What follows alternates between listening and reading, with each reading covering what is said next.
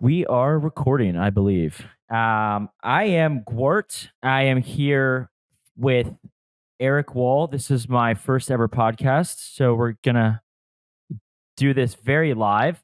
We are recording on January 10th, the morning after we got faked out by Gary Gensler. But hopefully this afternoon we're getting an ETF. Eric, where were you? What were you doing, rather, when the ETF was falsely announced? Yeah, I deleted that tweet. I've actually gone and deleted the tweet. And it's not so much that I didn't think it was funny. Like, I was literally on the toilet when this happened, and I took a picture of my legs, obviously sitting in a toilet position. And then, 5 minutes later, Gary Gensler tweets that the SEC got hacked. And I wanted to leave the tweet up because I thought it was a hilarious, moment in time, a snapshot out of time, like something funny that happened. But something else happened that day that I wasn't prepared for, which was that oh fuck, I'm gonna I'm gonna say something about Hex and Richard Hart, which I always do every single podcast. But we're gonna keep it brief anyway. So Richard Hart has teamed up with a very reputable law firm called Quinn that I think Elon Musk has used in the past to defend him, basically, in the trial that he has, where he's getting accused for misappropriation of funds. So he's lawyered up quite significantly and is making a big brag moment out of fighting the SEC. And I don't want to have two tweets where the Hexicans are comparing. This is Richard teaming up with a reputable law firm fighting the SEC, and this is you literally with your pants down celebrating the SEC approving the ETF. Just I can't live with that. So yeah, I had to delete it, and I hope no one finds the pictures. I screenshotted it, but out of respect, I will not share. Well, you can inscribe it as an ordinal. Maybe it'll sell for something. That would almost certainly sell. Or actually, I have no idea. I have no idea if that would sell. I feel like the tweets don't do so well. I was informed, inscribed, or at least when they were made into NFTs. Didn't somebody buy a tweet for $1 million? Oh, wasn't it Jack Dorsey's tweet? And I don't know. That's probably very close to worthless now. So by the way, I don't know. I think we're getting ahead of ourselves. So this is a new medium for you. This is the first time. This is yeah, that's correct. No one's going to see your face, but this is the first time that they're hearing your voice. And I feel like maybe I should interview you for a bit before we get started. Maybe, I think maybe, I've been on podcasts in crypto since there have been podcasts in crypto, and you have not. And I don't think that people even are going to recognize your voice. No, that's true. They won't. So why don't I think people are more curious about who the fuck are you and how come, can I give my analysis of the sort of the Gwart phenomenon? You certainly may. And I will dispute it. But go ahead. Is it okay if I insult you at the very essence of your soul? Of course. Okay. you paused for a moment, so I'm thinking maybe I should go gentle. I expected nothing less. Okay, so I have lost a couple of friends. They say that they tell me that I had this one friend, and we were sort of climbing. This was way back, and we were sort of climbing the social ranks of the underground rave scene of southern Sweden together. And then he just cut me off, and he wouldn't hang out with me anymore. And then many years later, after I became a big deal in crypto, he started reaching out to me again. I was like, but why did you cut me out back then when we were going to Berghain and we were on a mission? And he said, well, Eric, you always got to find that spot in people, their weak point, and then you just got to go and shove your finger in that hole.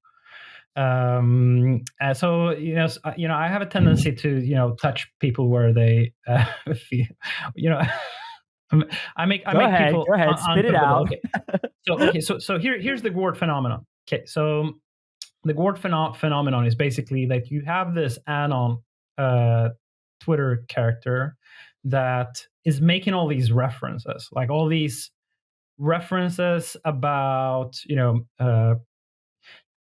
different people in the crypto space, and specific protocols that they're working on, different issues in crypto that are people are trying to solve. Like, it seems like someone who's in the know, but not just in the know of like what technical challenges the industry faces, but also in the know of which different people are sort of championing each different technology narrative, and also sort of is able to identify the awkwardness and some socially comedic situations between those people. So it's the reason that became popular is not because because everyone started saying like Gwart is the funniest account on Twitter, but that was not actually what was happening. I'm not saying that you're not funny. Perfect, you are perfectly funny, like one of the funnier Twitter accounts. But what happened was that people wanted to show, like, it became like if you thought that Gwart was funny, it meant that you had all the necessary context in order to get that joke.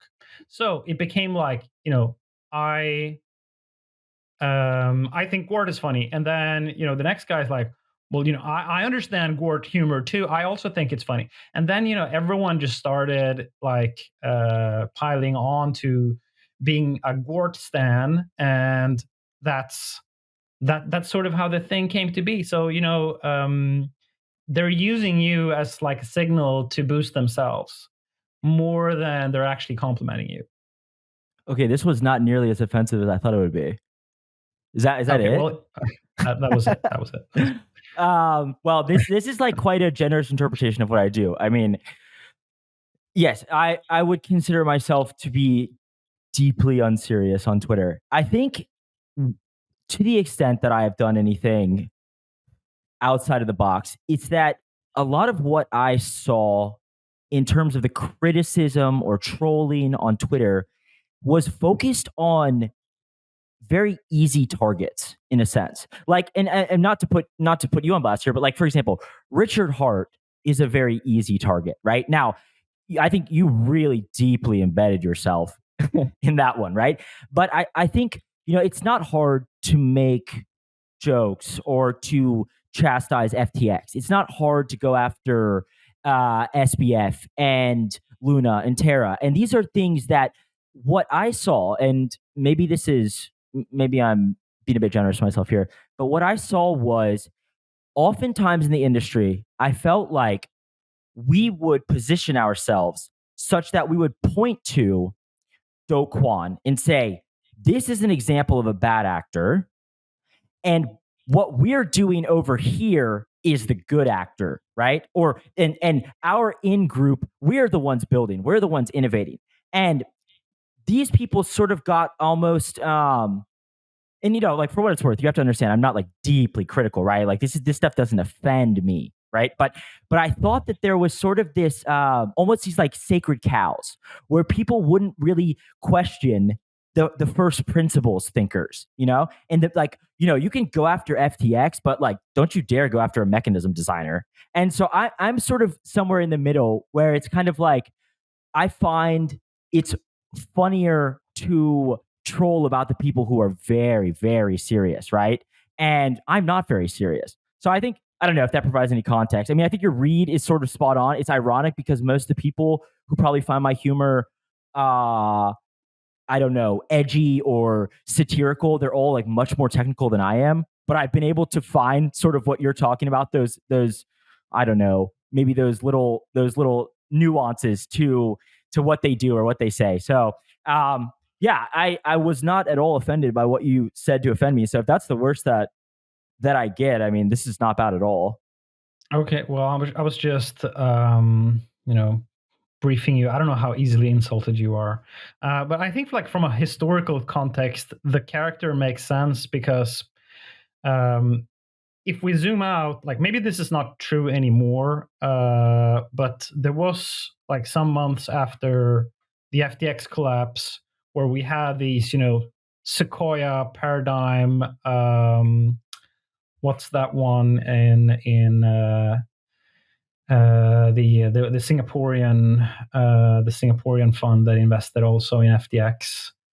So Oh, you have you Temasek? ba- Is it Temasek, Temasek? yeah, exactly. Yeah. Temasek, yeah, Yeah. exactly. So you have these like massive behemoths and like pillars of the industry and backing, the most legit projects in crypto, and then it all turns out to be a scam, and then Richard Hart turns out to be the lesser, like all that year I'm chasing after Richard Hart, but I'm missing like Exactly. the Yes. biggest scams that are Yes. right in front of me. So it from that like historical context, it makes sense that maybe we should have like jesters questioning even like the most legit actors in the space. Like, so there should be more criticism and scrutiny of what are we doing on the home turf. So I think like from that historical perspective and lens, the Gwart character is a much needed one and a much welcome one. So Ye- for that reason, happy to do this first episode with you. So it's an Yeah. honor, And Gwart. no, I'm glad you said it's an honor because I was going to say that it must be an honor to be my first guest. But in all seriousness, I mean, I can't think of somebody better to talk to. I think you have a tremendous amount of knowledge, and it goes way back, and that's what I think that is very good for my first podcast. We'll see if I'm good at podcasting because it will lay the groundwork for what I am hoping to do with this. So I can't think of anything better, and I do appreciate you coming on. So to that end, how is Taproot Wizards? What are you working on? What are you trying to do right now? That's a big one. You can break that down. Yeah, so I mean, Taproot Wizards is Taproot Wizards started actually before ordinals even existed. It was an idea that I and Udi Wertheimer, the infamous Mossad agent, bald man on Twitter, it was an idea that basically, there are different flavors of Bitcoiners, but there was only really one flavor of Bitcoiner that had a very visible footprint in like the crypto space. It would be the laser eyes, and they said the same things. They made their profile pictures looking the same way, and they sort of banded together. And but it's not sure, and I think it's uh, proven now to be not true that that is the largest group of people that are Bitcoiners. And there was this excellent presentation by the owner of Bitrefill, where he was at a Bitcoin conference and he had like a presentation where he went through the statistics of the wallets, the Bitcoin wallets that make purchases on the Bitrefill site. And he asked the audience, what do you guys think is the most popular Bitcoin wallet that buys stuff off of our website? And people were raising their hands and saying like names of different wallets that they were fans of, and these would be like the most popular Bitcoin wallets in the Bitcoin space. And it's not that the most famous one like came last or was only mentioned by one or two people. It wasn't mentioned at all, and it wasn't only that it wasn't mentioned; it wasn't even known. So the name of the most famous, so the most popular wallet that makes Bitcoin transactions is a wallet that's called Exodus. At least if you look at Bitrefill Yeah. data. So there's a wallet called Exodus. I think it might be a multi-coin wallet, like It- it supports yeah, multiple I have an Exodus cryptocurrencies. wallet. Yeah. You have one? Yeah, yeah, it's a Oh, desktop wallet, and actually, now it's a browser wallet as well. But I've had an Exodus wallet for a long time. Yeah. okay. Well, that maybe speaks to how much of a weird bird or whatever well, actually a normal bird is the point actually.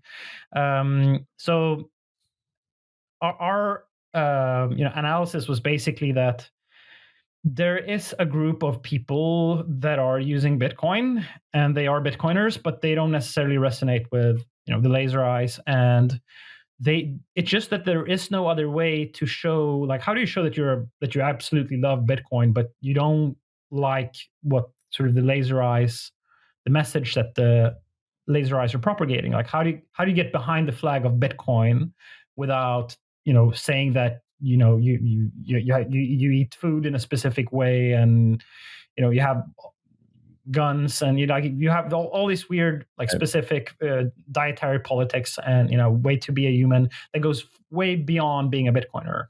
Like, how do you signal that you love Bitcoin but you don't adhere to maximalism?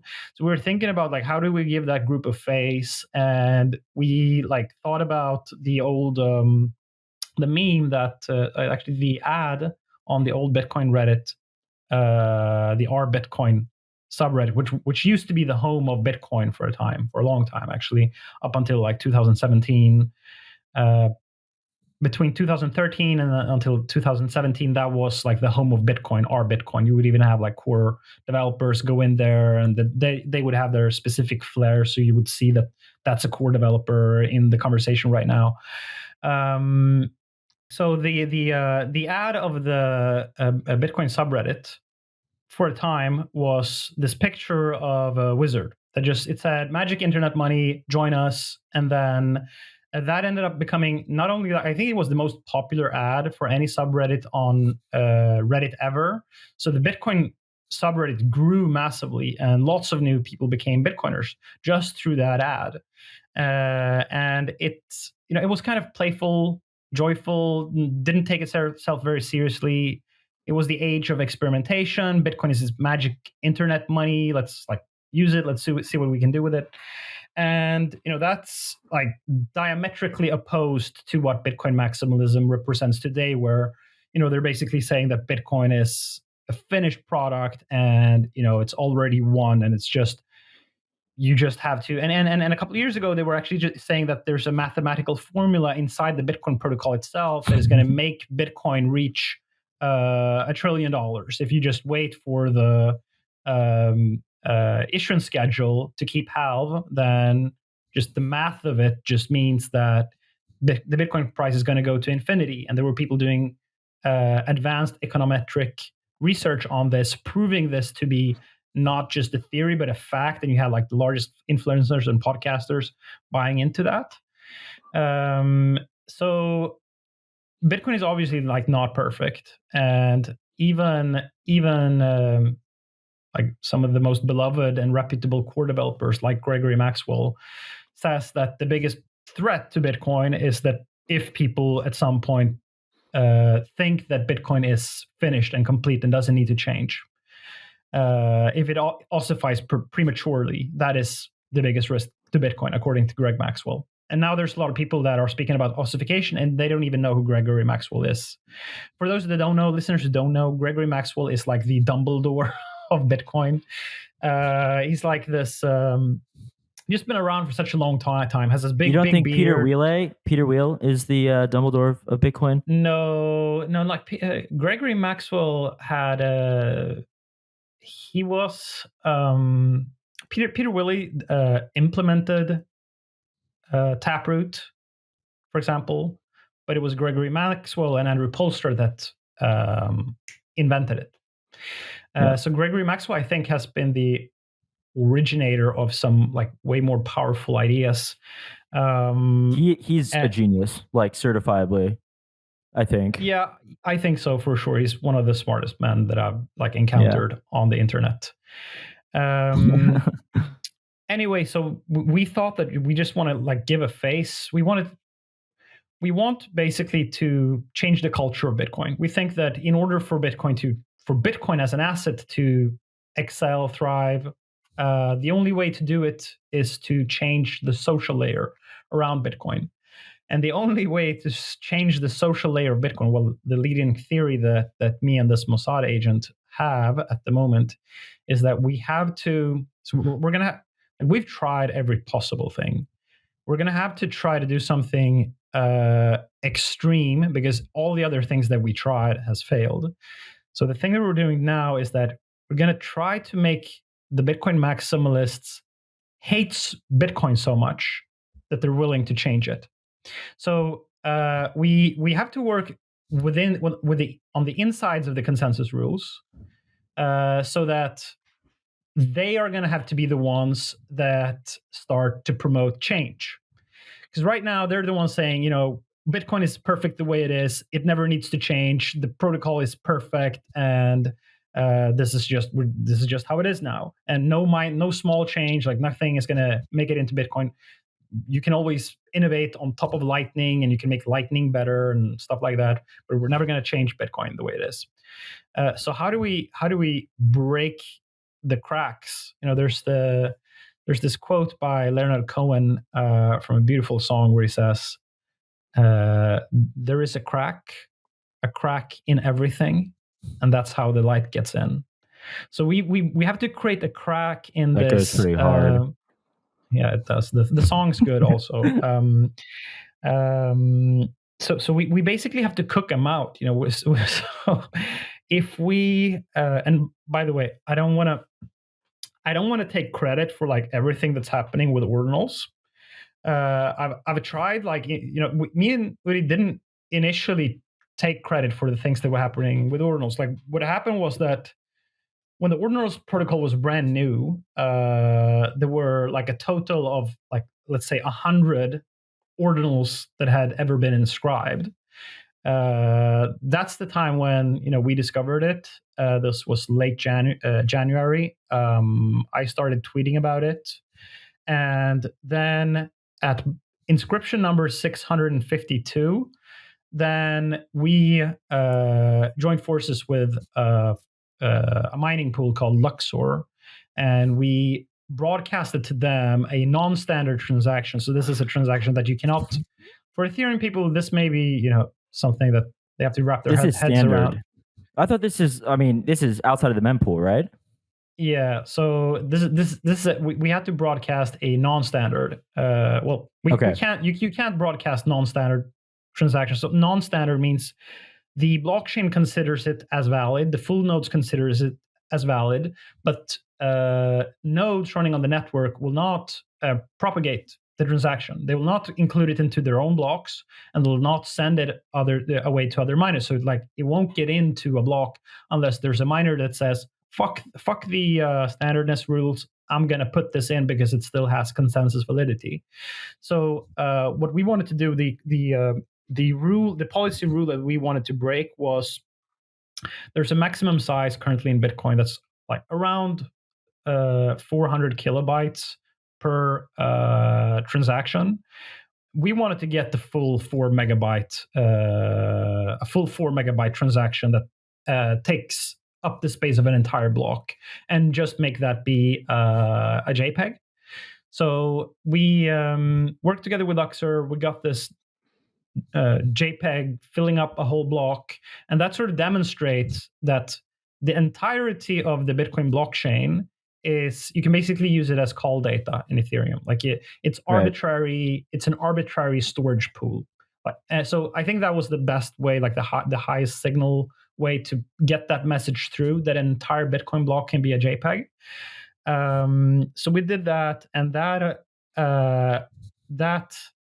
like sort of put so much, and it wasn't. I don't want to even, like even the marketing wasn't done by us. It was done by the enraged laser eye maxis that hated this so much that they made sure that everyone in crypto saw this event.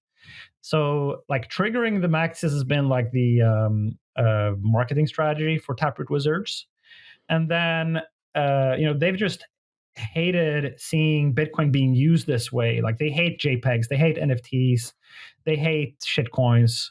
But the Ordinals protocol, like now, it allows you to use Bitcoin as an arbitrary data storage. So you can create like any meta layer protocol that you want in there. This is not something new, by the way. Did you know, for example, that USDT Tether used to be only on Bitcoin as the tokens? Omni layer, right? Yeah, correct. Yeah. So like creating like ERC like type tokens on top of Bitcoin is not something new. the ordinals protocol just made it a lot easier to create protocols that required larger transactions. Before, you really try to you had to sort of fit these transactions in like usually you used op returns, and you had like 80 bytes that you could put inside a transaction. But now you have basically infinite. You have the full block is up for grabs, right? Within the standardness rules, it's still 400 kilobytes. So we're talking about like orders of magnitudes of available storage for arbitrary data in blocks that was enabled by the SegWit and Taproot upgrades. So the situation in Bitcoin is basically now changed.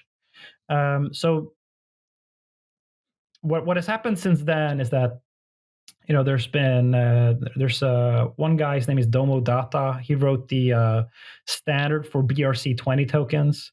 I think Tarun made like an interesting observation that we're so fucking lazy that we can't even come up with our own name for these token standards. So it's we know that there's ERC20s, so let's just call the tokens on Bitcoin BRC20s, even though it just like has no real. I mean, it's catchy like, at the very least. Yeah, like people understand what it is immediately, but it doesn't Yeah. really the acronym itself like doesn't really. Bitcoin request for comment 20, like it doesn't really make any sense. Like nothing like that exists. So I mean, our plan. So what happened? Just because we made this 4 megabyte block, and we were the two Bitcoiners that were sort of visible and well known to the Bitcoin community that was sort of promoting this type of activity. We didn't promote like any specific NFT or any specific anything specific that you can buy or any particular token, but we were sort of promoting the idea that hey, Bitcoin block space is undervalued, and we have people like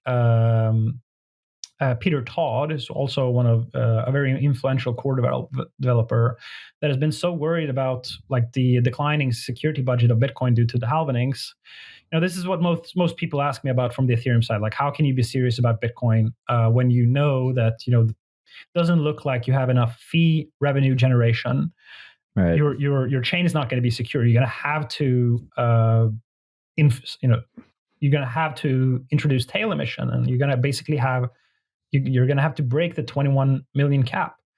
So if we can, so these meta protocols that actually do create demand for the Bitcoin block space can save Bitcoin in the sense that, well, now that there's demand for that block space, there's users paying transaction fees.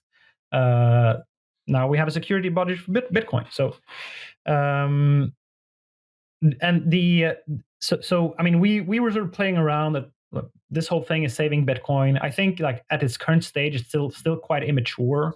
Like these the demand for like creating these tokens and auctioning them off sort of comes in volatile spikes, and it's very hard to model your revenue as a miner when the fees are volatile. But the more types of meta layer protocols that are invented, the more we have of this that are sort of idiosyncratic, those highs and lows of block space demand are going to eventually like level out. So we just want more of that until we basically create a sustainable security budget system for Bitcoin. But the more important goal with this has basically been to like how can we make the laser eyes hate what is happening, like hate Bitcoin so much that they're gonna like betray their ideals of ossification and immutability, and actually go towards the direction of changing Bitcoin. And there's also like this governance stalemate inside the Bitcoin protocol where the developers, the core developers that used to introduce consensus changes, like Peter Willey, like Gregory Maxwell and Andrew Polstra, they have sort of retired in a way. Like Peter Willey recently gave up his commit access to the Bitcoin Core GitHub repo, and Gregory Maxwell is like not even doesn't even participate much. So like the elders have sort of left the room, and you have these sort of more nervous people at the wheel of the Bitcoin Core GitHub repo, and all of them are like deadly afraid of making any controversial change to Right. Bitcoin. So they're just not doing anything, and they're waiting for the community to inform them of what consensus change needs to happen. So they're like really, really skittish. And what the community is saying is that we want ossification. And the community that is saying that are people that are using custodial Lightning wallets without actually knowing that they're custodial. And they think that Bitcoin is fine. Like they think that Bitcoin doesn't have any scalability issues, that Lightning is perfect because they're using, like when you download an app on your phone that says Lightning, uh, how do you know whether or not that's a custodial or non-custodial app? It doesn't say. If it's a custodial one, it's not going to say this is a custodial wallet and you may lose all your funds here, because that would be bad for business. So like Wallet of Satoshi, Blue Wallet, those other custodial wallets that have been like standing for 95% of the transactional volumes for the Lightning Network. There's been a bunch, and you can just go to my Twitter account. There was recently one guy that like came into a thread and he said, I don't know what you guys are talking about. Like, I'm using Lightning for several years. I never had a single issue with inbound channel capacity or anything like that. And I was like, can you send me an invoice so that I can pay you? Or like, can you tell me how much inbound liquidity you have? And then like when he tried to generate it, his wallet threw an error. And that was because that Blue Wallet had discontinued custodial support for their Lightning wallet like a year back, and now his wallet doesn't work anymore. So of course, it didn't have any issues with the Lightning Network because he had never used the Lightning Network in his entire life, and that has been sort of the community that has representing their interest to the core developers, is that everything is fine. It's because they're not frankly aware of what issues even exist in Bitcoin. So Yeah.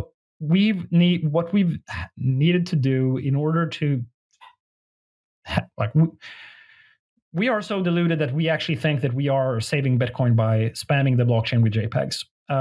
We're not the ones actually that should take the credit or blame for this. We've just kickstarted this sort of phenomena, but it's mostly like Asian buyers that are speculating Yeah. on random BRC20 tokens that stand for like 90% of the ordinals activity.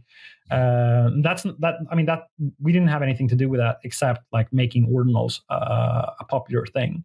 But I think, I think that we can smoke him out. I think like Luke Dash Jr.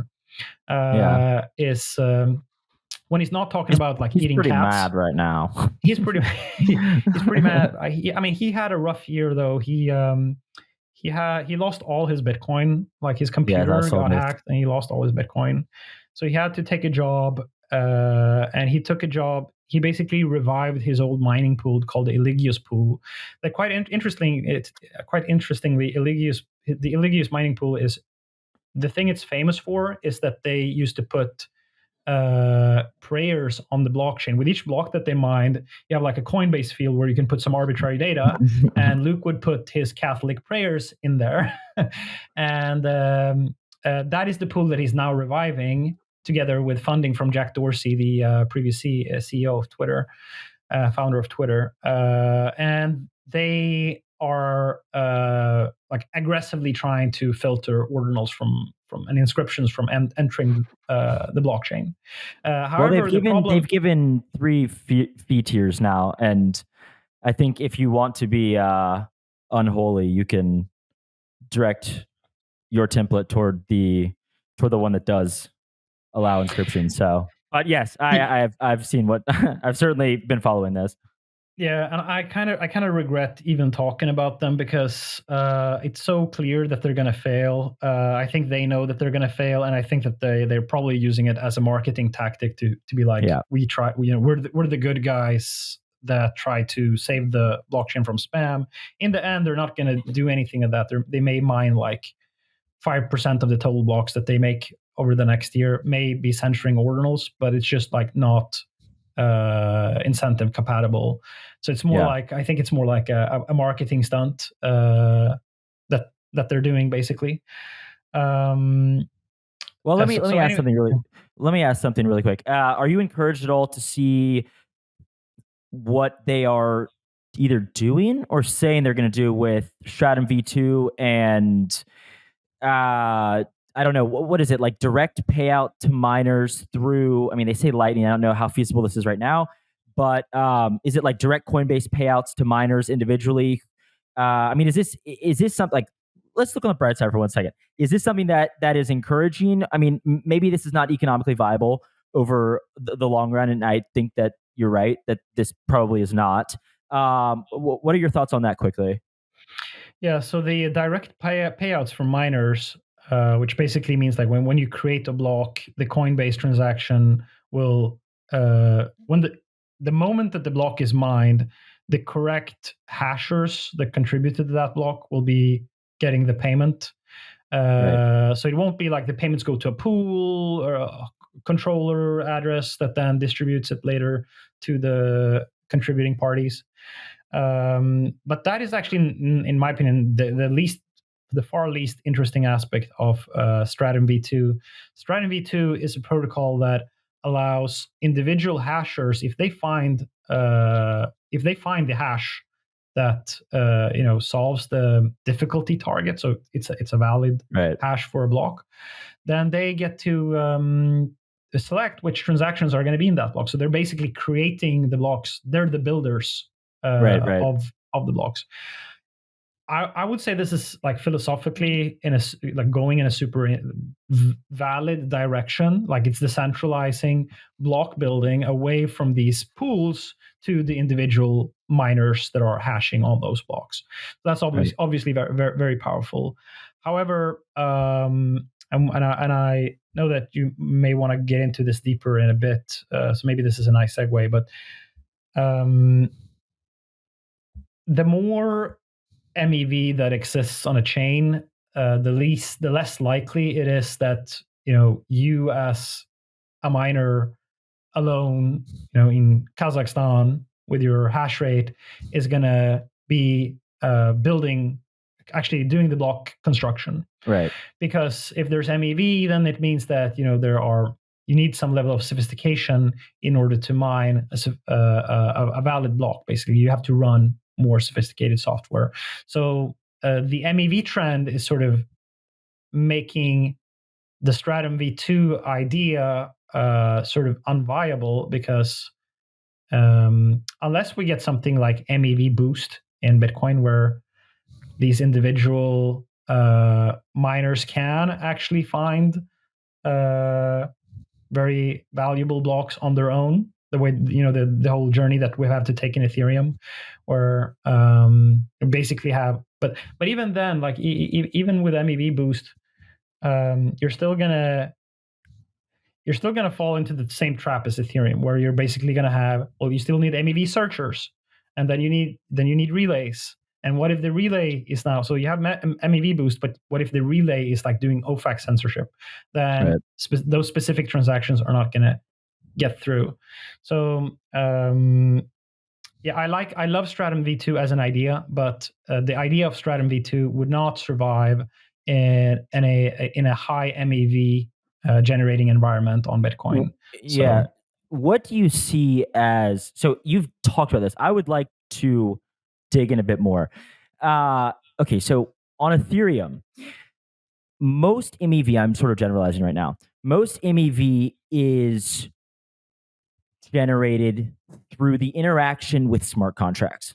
Like for all intents and purposes, it is because of this rich statefulness, right? And it is not generated typically through what we may think of as peer-to-peer interaction, right? So like if we can put this in the context of Bitcoin, if I send you Bitcoin and I send it directly to your, you know, wallet address, typically there is not intermediation there that can be profitable, right? Because it's a UTX. So I'm signing over. I mean, once again, I'm still finding this, but I'm signing over the rights for you to now sign over those coins.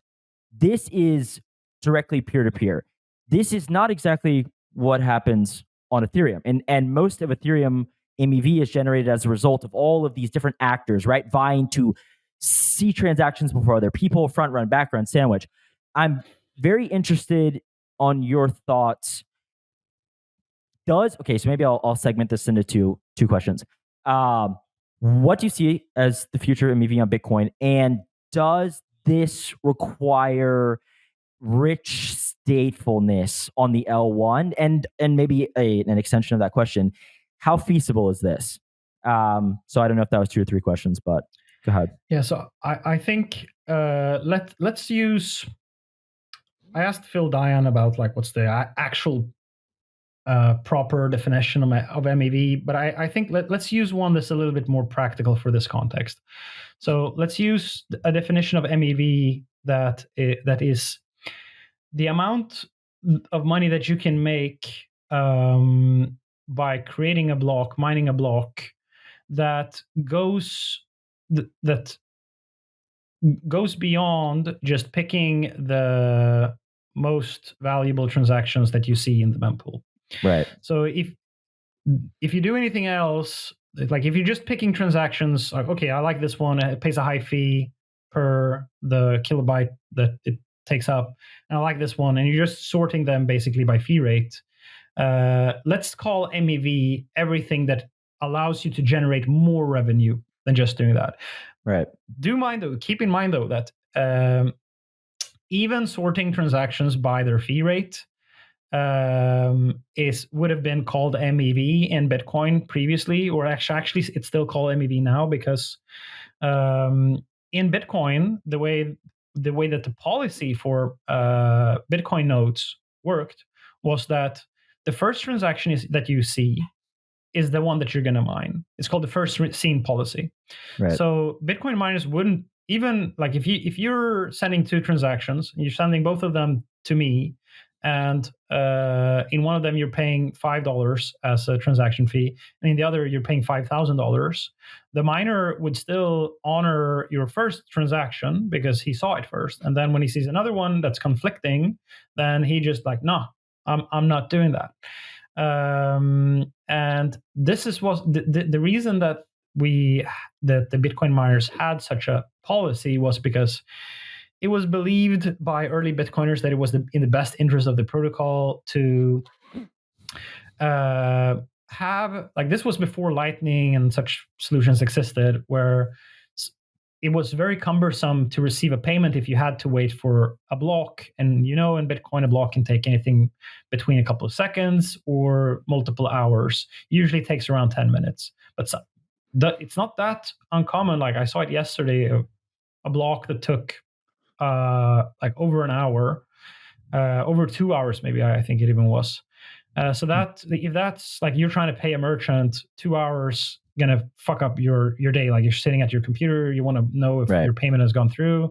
Like that doesn't really work. So what they did was they had this first seen policy. So the first transaction that you see in the mempool would be the one that you honored, and that allowed for low value transactions. You could see a transaction coming in as a merchant, and then you'd be like, oh, well, most miners are going to mine this one. Like 90, what I've seen is like 99.99%. This was back in the day, would honor this first seen policy. So that was how Bitcoin transactions were done. Now so how the Bitcoin protocol evolved from that was that there was a new transaction flag that was called RBF, which meant replaced by fee, so that people could voluntarily opt in to the ability to replace their transaction with a more high fee paying transaction. So if you were worried as a user that your transaction would get stuck because the fees got higher in the next block and your transaction basically never got mined and you could never like replace it, they had a specific flag called the RBF flag, which allowed you to broadcast a transaction with a higher fee, and then the highest paying fee transaction would get included.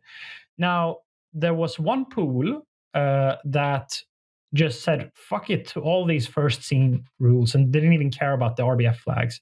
It just mined the transactions with the highest fee, and it threw out the first seen ones like that. The only one that was doing that was the Eligius pool, the Luke Jr.'s original pool. That was the only one that was doing it. But that was enough of a pool, like, for it to happen. It happens sometimes. And a lot of people believe that this that miners violating the first scene policy was never going to become a problem. Most of the people on the Bitcoin Cash side, the people that split off from Bitcoin in 2017 after the block size wars, they believe that miners are never going to, miners care about Bitcoin. They're never going to violate the first scene policy. So this is no longer true. Like 70% of miners, I think, today violate the first scene policy and do something called full RBF. So full RBF is actually a modus of MEV in Bitcoin. It's a way for you to generate more revenue than other miners are generating by doing something that is non-standard. But now, if we say that standard now is to just include all the most profitable transactions that you see, well, so let me give some examples of what MEV on Bitcoin can look like. So when we mine this 4 megabyte block with Luxor mining, the inscription 652, the big Taproot wizard. I just remember that I didn't explain exactly what Taproot Wizard is or why it's called Taproot Wizard, but so let me just do that like super quick. So Taproot was the latest upgrade in Bitcoin, and people in the Bitcoin industry had been promoting Taproot as an idea, as a protocol change that would create smart contracts on top of Bitcoin. And with these smart contracts, Ethereum would basically become obsolete because we would have a level of expressiveness in Bitcoin smart contracts that would like be able to compete with Ethereum. So people were saying like Taproot is going to blow your mind, and if you actually looked into what Taproot was doing, it was a very minor scalability improvement because you could sort of make a multi-sig look like a single sig, so it didn't need to take up more space in the blockchain. It also increased the privacy because you had Schnorr signatures, so it's not visible on the blockchain if you are a two out of three signature or a single signature in a multi-sig. It looks the same, so it gives you some more privacy. But people were blowing this out of proportion and thinking that we were going to have smart contracts on Bitcoin, and people were saying that that's what they wanted.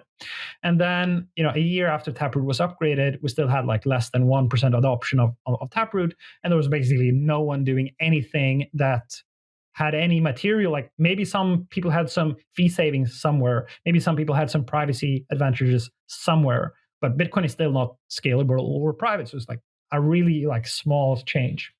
Anyway, so ordinals use Taproot. So when we created these wizard JPEGs, that was the most successful application of Taproot and has brought Taproot adoption from 1% to 70% now. So this is why like we're making magic with we're calling it magic basically because Luke Jr. he's the longest tenured core developer of Bitcoin. He calls ordinals an exploit. He's saying that Casey Rodarmore, that invented the ordinals protocol, lied and tricked the code when he wrote a Bitcoin script that allowed you to embed arbitrary data into blocks without triggering any of the like standardness or filtering rules. So this is why like Taproot wizards are like making Bitcoin magical again with Taproot. Anyway, going back to the MEV. So the example where Luxor mining steps away from this policy rule that you should only mine a transaction if it's 400 kilobytes large, and actually makes an entire block a single transaction. That is, and they can generate profit. They're doing something. They charge us, I think, a small premium. I think the premiums for that has gone up significantly since then. But we did pay them a premium. So that is a form of MEV. If you're willing to rewrite your Bitcoin Core node or whatever software that you're using to produce blocks to obviate or abandon standardness rules, that's a form of MEV. So that is one form of MEV that exists on the Bitcoin blockchain. But there's also other types. So also in the ordinals protocol, there's something called, and I don't engage in this nonsensical activity myself. I'm not angry at people that do it, but there are people that have decided that each Satoshi in, so that's the minimum, that's like the way in ETH, so like the smallest unit of the smallest decimal point of a Bitcoin is called a Right. Satoshi. So there are some people that have decided that some of them are rare. Like the first one that is mined out of a difficulty adjustment is, rare, and they have these different ways to make different Satoshis rare. And so miners can, if they want to, they can be aware, they can run the ordinals protocol and be aware of which Satoshis are rare and make sure that all of them are, that they as the pool hold on to these rare Satoshis.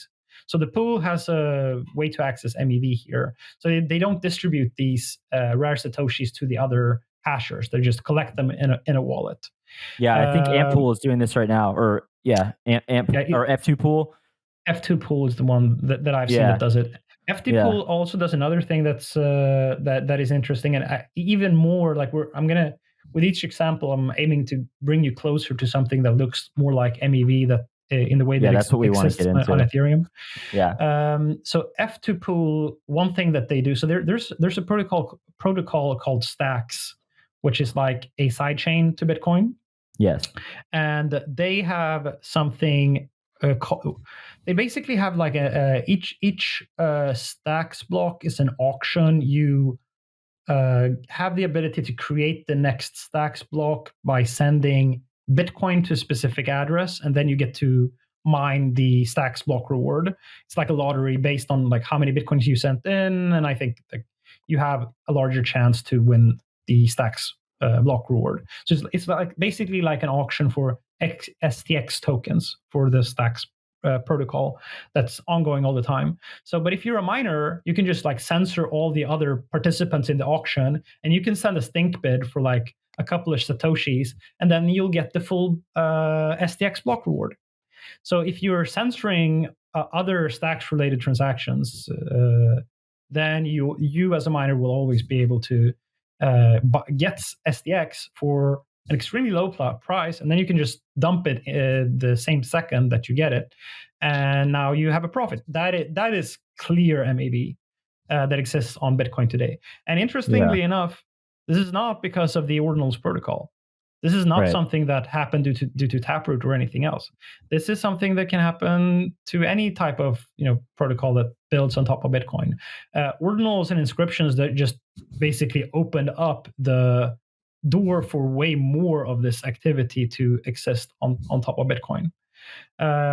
So those are some of the examples that I can remember from the. Oh well, actually, a better, perhaps an even more interesting example here is, so the ordinals market, the NFTs.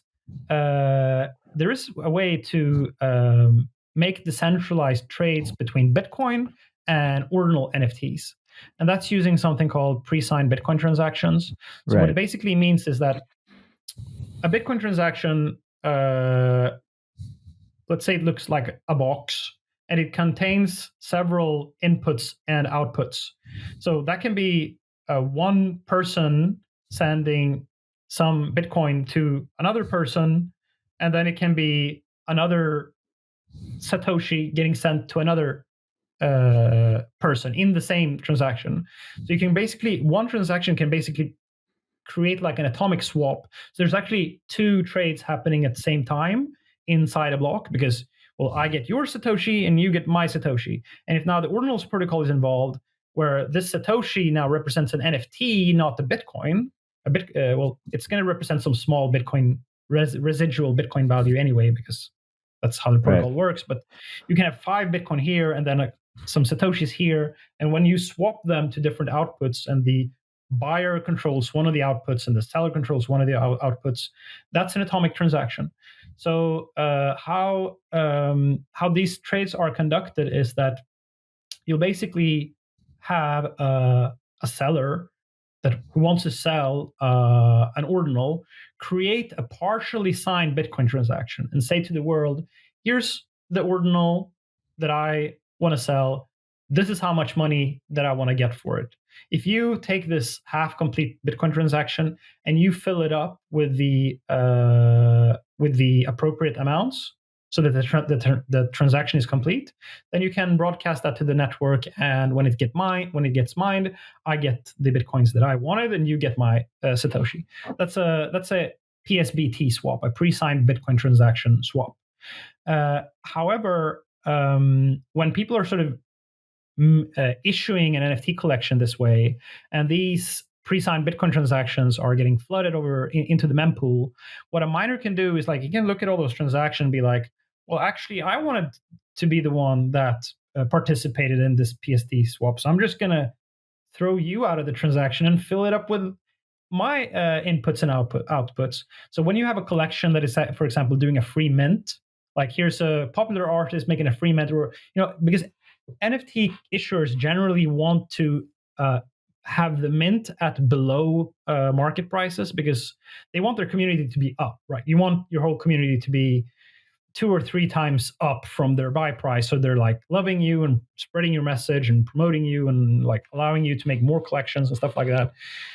So those having access to those mints are usually like whitelisted processes. Oftentimes they're whitelisted, so that you're only allowing people that have like showed like some interest in your project previously and like is a distinct person, something like that.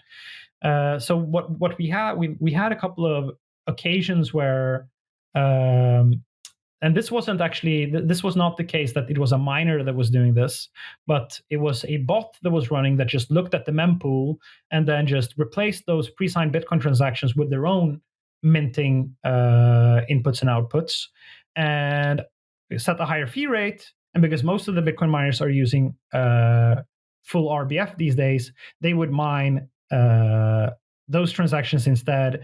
And so people were able to basically front run these NFT mints. These You can are also, these are people effectively not getting their orders filled, to be clear. So like yeah, you're attempting to purchase an NFT, somebody comes in and snipes it from under you because they can fill this order. I mean, I'm trying to sort of simplify this. So yeah, okay. I yeah. would concede this is a form of MEV. And especially if you're a miner, because then the bots can front run as much as they want, and the miner's just gonna throw Rake in the their fees. they're just gonna throw the bots transactions out and ultimately put their own transactions in. So that is Right. a form of MEV. So now it comes down to like, the people who are trying to use the protocol has to be aware of how the system functions and what the miners can do, and build like MEV safe auctions and Yeah. mints basically. But yeah, we do have a situation where there's MEV on Bitcoin. That's the reality of the situation, and it didn't come with inscriptions and ordinals. Inscriptions and ordinals basically exacerbated the problem, made it more visible, and it also created like what we call like a season 2 in Bitcoin, such that there's a lot more money to be made flipping various Bitcoin native assets, native and native Bitcoin associated assets that have their home on Bitcoin essentially. So there's more demand for that right now, and so MEV is coming back. Well, is coming to Bitcoin in a very serious way. Yeah. Okay. Let's like zoom out a teeny bit, and I'm going to provide some context. And this isn't intended to be too critical towards Ethereum, but uh, fundamentally, what I see, I mean, outside of users getting front run and background and sandwich, the larger problem here is sort of what I would consider to be the economies of scale that develop from MEV, right? Like, so these builders and these validators, are they benefiting? Are they benefiting in an outsized way? And I think you would agree with this. I think most everybody who believes in the theory of blockchains, if you will, that one of our goals, one of our fundamental pillars of these systems is that we want to make it very costly to censor, right? So you can censor a blockchain, right? If you can propose the block, you can censor. And indeed, people will censor. what I think is concerning, and this is sort of like I'm attempting to kind of create some overlap here, you'll understand, with Ethereum, is that we are observing right now this occurring on Ethereum. And like once again, I'm not intending to just I do enough trolling on Twitter. I don't think I need to be too caustic in how I explain this, but we have effectively two builders that are building 60 to 70% of the blocks. We also know it's no secret who these builders are. Like we know who are behind most of the blocks being built on Ethereum. We also recently had Blockstr, which is a relay and also just another MEV shop, say that they will be censoring OFAC transactions, right? The bigger idea here for me is, in theory, right? Like, if once again, going back to sort of first principles, this is something I'm saying now that I'm a podcaster. Going back to first principles, our goal is that if somebody is going to do this, this should almost be a death knell of sorts for their business, right? Like, over a sufficient sample size, they cannot be profitable censoring transactions. And I think that this is I mean, it, I genuinely believe some of the smartest people in the world are working on MEV, but sometimes I think that we should zoom out and at least repeat this kind of premise, right? Like, which is that if it is not costly to censor a blockchain, because you can make a lot of money with all the liquidity you have on Binance, right? Because you have a constant 12-second arbitrage on Ethereum. If you can make a lot of money for these sort of exogenous financial activities, this is like really bad. Like, this is very, very bad. And I think that what the Bitcoin community is seeing to some extent, and you're spot on. There's no way to prevent this, and I think that I've seen a lot of compelling arguments that you start censoring, you start filtering, you're ruining the mempool, and this just exacerbates the problem. So I'm generally on board with this. I think what is concerning, and this is just applies to these systems as a whole, is what are we doing to make it costly to censor? And maybe if you want to sort of give your thoughts on this with regards to Bitcoin. I don't know. I just thought I'd zoom out for a second. Go ahead. Yeah, no. So this is a super important conversation, and thank you. No, so and I don't think that people. I don't think that people have done the topic justice either. I mean, I don't know if you remember like the Black Flag movement. It was very like a flash in the pan. It's not, you're not going to remember it, but it was when censorship was starting to happen after the merge, where there was only yes, only yeah, you wrote an article. Relay. Yeah, I wrote an article, and then few people started wearing like the Black Flag next to their Twitter handles, which basically signaled that if OFAC transactions are no longer getting through into Ethereum, and it's because of OFAC censoring validators, then we're going to slash them. We're not going to slash individual validators that are OFAC compliant, but it's if they go to the extreme where they're also not attesting to blocks that also, right. So like they're not even voting or attesting to others' blocks that include those transactions later, then I mean, what Vitalik was talking about, like from way back, was that this is why proof of stake is great, because we can surgically target those validators individually and slash them theoretically. Well, but I think that was, it was a moment there where people were like almost they were apathetic in a sense that they were like, oh, OFAC censorship is happening now, and that's too bad. And like, what are you talking about? They're like, this is not something that is bad. Like, crypto doesn't have a purpose at all if this is the case. So like, we have to burn the whole thing down. And if something survives, like, fuck it if all the stable coins die. Like, whatever survives will have more value than the thing that dies. That's my belief. That's why I'm in crypto. Anyway, so I guess the sort of controversial position that I am in right now is that I'm here doing stuff on Bitcoin that has been relatively, it has been, how do I say it? It has been free from these extreme MEV protocols, and we haven't seen the need for hash rate to relocate to go to like Right. MEV savvy pools or anything like that yet. But the further along we go in this Bitcoin season 2 ordinal arbitrary block space stuff, the closer we're going to get to Ethereum's problems. And even though that the situation on the validator level has improved on Ethereum significantly, where now The you used to have builders, the relay. 80%. Yeah, exactly. So you used to have 80% of the validators. Means the people that had their stake locked up. 80% of them used to be connected to relays that were censoring, but now it's like 35%. But you have the people that are building the blocks, and they are like 70% censoring. So the problem is just moved around, Right. and it comes from what you say. Like, it comes from economies of scale. When a task requires sophistication and requires, maybe requires geographically distributed nodes, and it requires very modern software.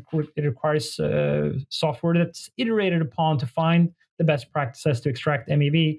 Then you do end up with a pretty centralized pipe. What you end up with, most importantly, is a pretty professional actor, a professional shop Yeah, you that is got a bunch engaging of that. like MIT quants and supercomputers and a tremendous amount of liquidity. And Yeah, that's what you end up with. OFAC censorship is not that expensive at the moment. You flag it, Right. you just don't pick up a couple of transactions. You don't pick up a set of transactions from the mempool. You don't make blocks out of those transactions. But it's very rare that something is like an OFAC transaction. Most of the time, Right. you're not Right. going to even notice it, right?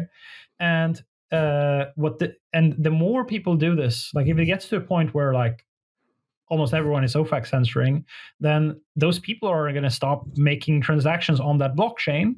So then you're not even going to be able to see the fees that you're missing out on, because people aren't even using your chain anymore. So there Right. won't even be, your fee revenue won't even be any different from anyone else, because those guys just leave for another system. Yeah. Well, So can I now let me yep. ask you a really quick question. Um, is his name Chun? I don't wanna remember the CEO of, is it F2 Pool? Is it Chun? Do you know what I'm talking about? Satofishi Yes, is so his handle Sato on. Fishy. Yes, correct, correct. Yeah. Okay, so um, one of these researchers, and I know you saw this. One of these researchers noticed recently that this pool was more than likely, it's sort of like a probabilistic thing with fee rates and blocks and so on and so forth. But they found that there was probably some OFAC censorship or filtering being done by this pool, and this the head of this pool, the CEO, there was so I don't know if I'm sort of using the social layer here when it supports my argument versus condemning the social layer when it doesn't support my argument, but there was some backlash on Twitter. I don't know if I mean, I don't know how much the laser eyes got upset, but maybe some of the individual hashers uh, were probably upset about this. And he came out and said, okay, we'll stop filtering. I mean, like, what do you think? So I don't know if this persists. Like, I don't know if this is something that is sustainable. If a pool can just ignore the rules, but is there something?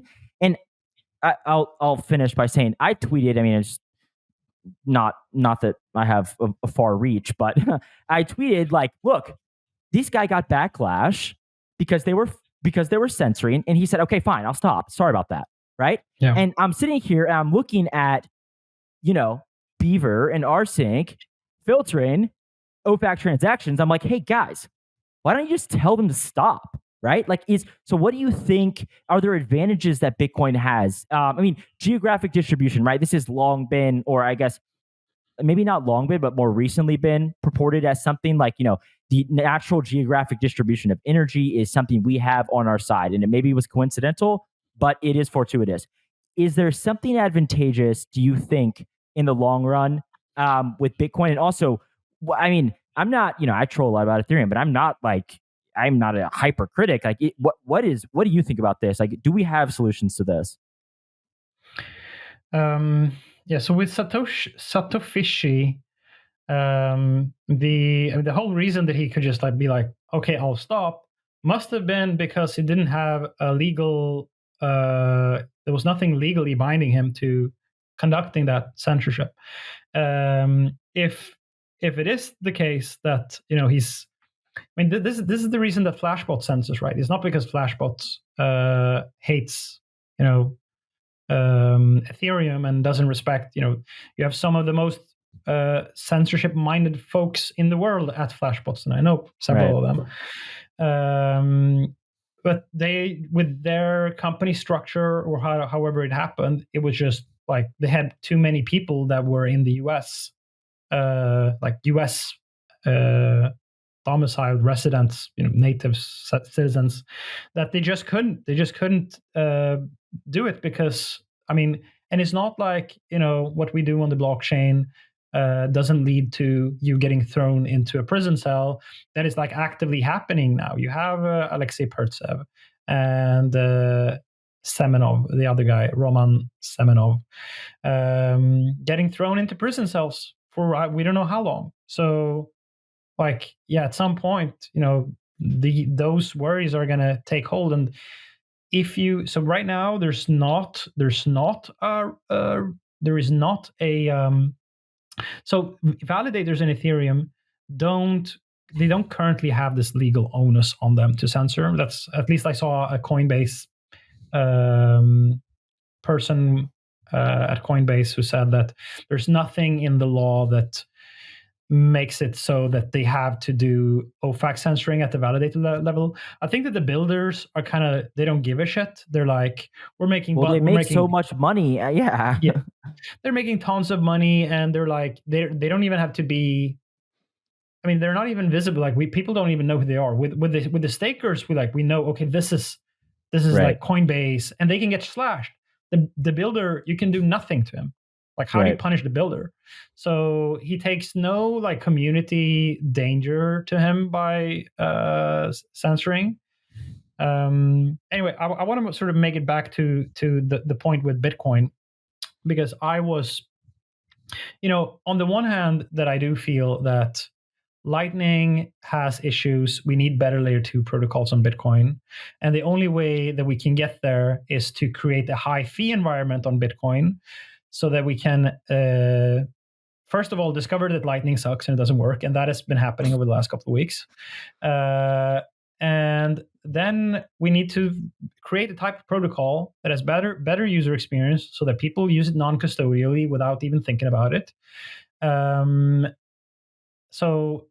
But the risk here then becomes, what if all that new expressiveness that you need in order to build these better layer 2 solutions, what if that brings MEV to Bitcoin? And then you get into the situation that Ethereum has. So this is where I'm at. Like, this is where my big difficulty is at the moment. Like, I want to bring all this zero knowledge proof stuff into Bitcoin. So what if you wonder like how I'm thinking about what my plan is, I think that there are ways that you can construct these layer 2 systems without the MEV necessarily being that big of a problem. So, for example, if you have a roll up and the roll up is sequenced by a permission set, and it's a validity roll up. So these permissioned sequencers, even though permission sounds like an extremely bad word, they cannot actually steal your funds. They cannot do anything. They can only put valid transactions on the blockchain. And if for some reason they stop making transactions, then you can always take your funds out of the chain by making an L1 transaction. So that's not necessarily like dangerous to have, but if those sequencers if they are the ones that are sequencing these transactions, they basically just, what happens from the layer 1 perspective of Bitcoin is that there's just a sequenced batch that comes and embeds itself as an arbitrary data blob. It pays some fee, and that might now be a valuable transaction. But for the miners that are gonna, they cannot dissect that transaction. So it's just like any other transaction that pays a high fee. So what it can result in is that, okay, what if there's like immense amounts of MEV now happening in the ZK rollup, and you have a block that's like paying huge amounts of like transactions.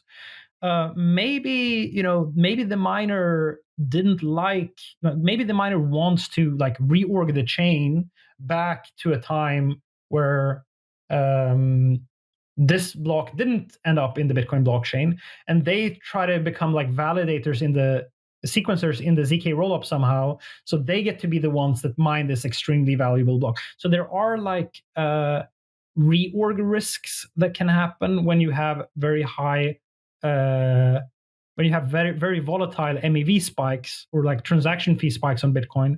And I think what MEV creates in Bitcoin, even when you construct it correctly, the worst thing that it creates is that you have this basically, you have one block that maybe pays could pay like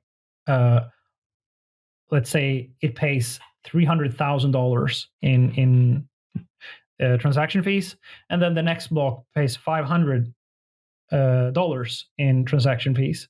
Then you now as a miner you have an incentive to reorg those blocks, and just so that other people were in the position of receiving those rewards.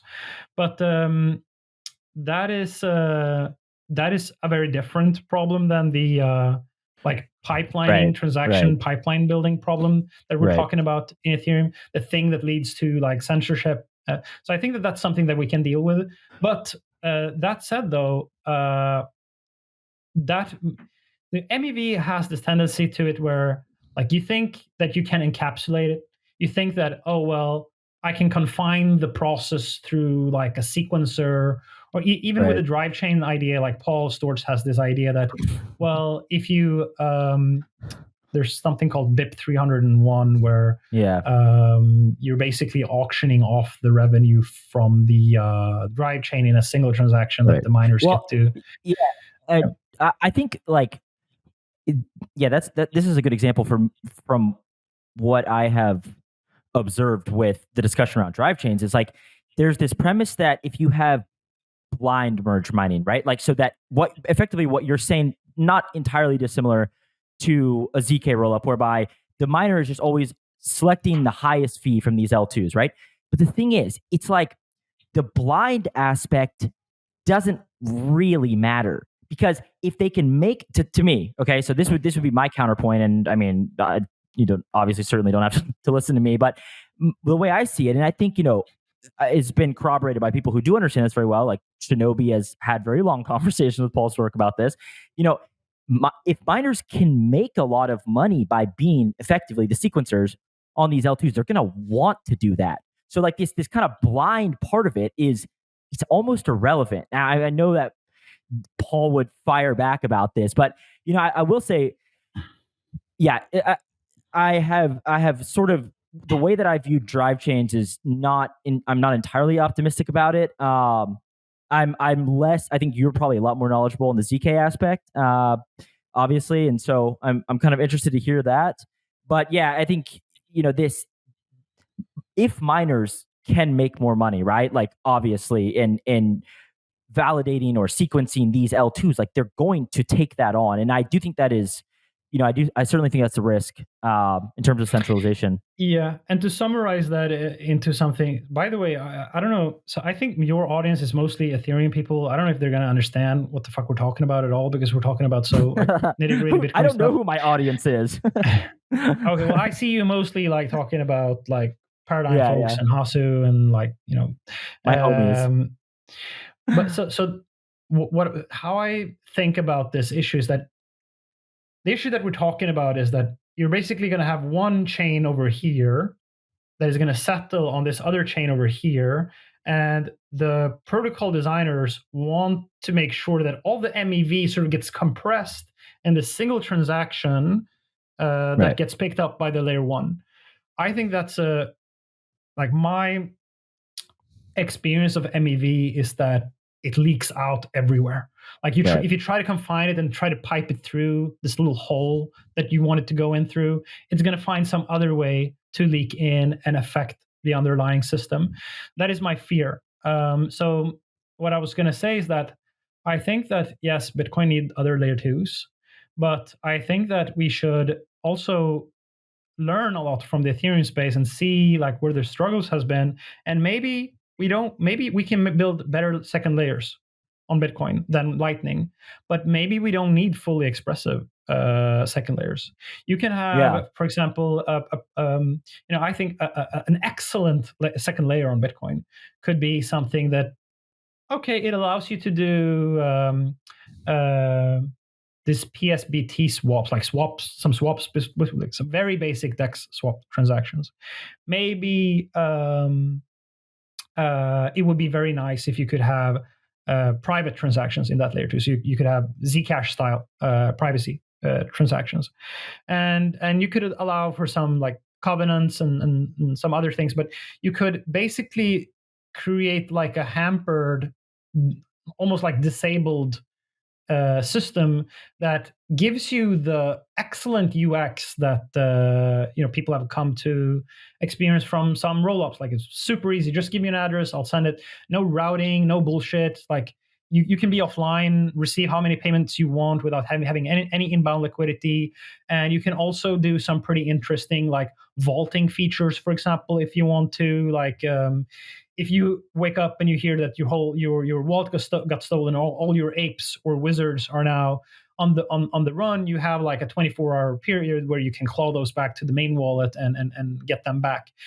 So like there's some but there are some things that we want to do with Bitcoin and Bitcoin transactions that we want to do at the layer two, but we don't need necessarily to invite the entire behemoth of MEV from the get go. I think that this is going to be for Bitcoin an experimental process where we try some fully like Turing complete, just like doing sovereign rollups, for example. That's happening now anyway. I know multiple teams that are building sovereign rollups. I was in Tel Aviv, I think, was it earlier this year, like championing this idea of like let's try sovereign rollups on Bitcoin, and now we have like teams that are very close to shipping their proof of concepts, uh, um, ZK sovereign rollups on Bitcoin. But if this leads to a situation where like MEV is starting to seriously affect the chain, then I hope that in Bitcoin, like we won't like accept. So what the Ethereum idea is that let's just have as much of this as we can, and then let's try to fix the problem at the root, so that we're doing it with like um, PBS and inclusion lists, so that every validator has a set of transactions that they need to include, and this way Right. censorship cannot happen.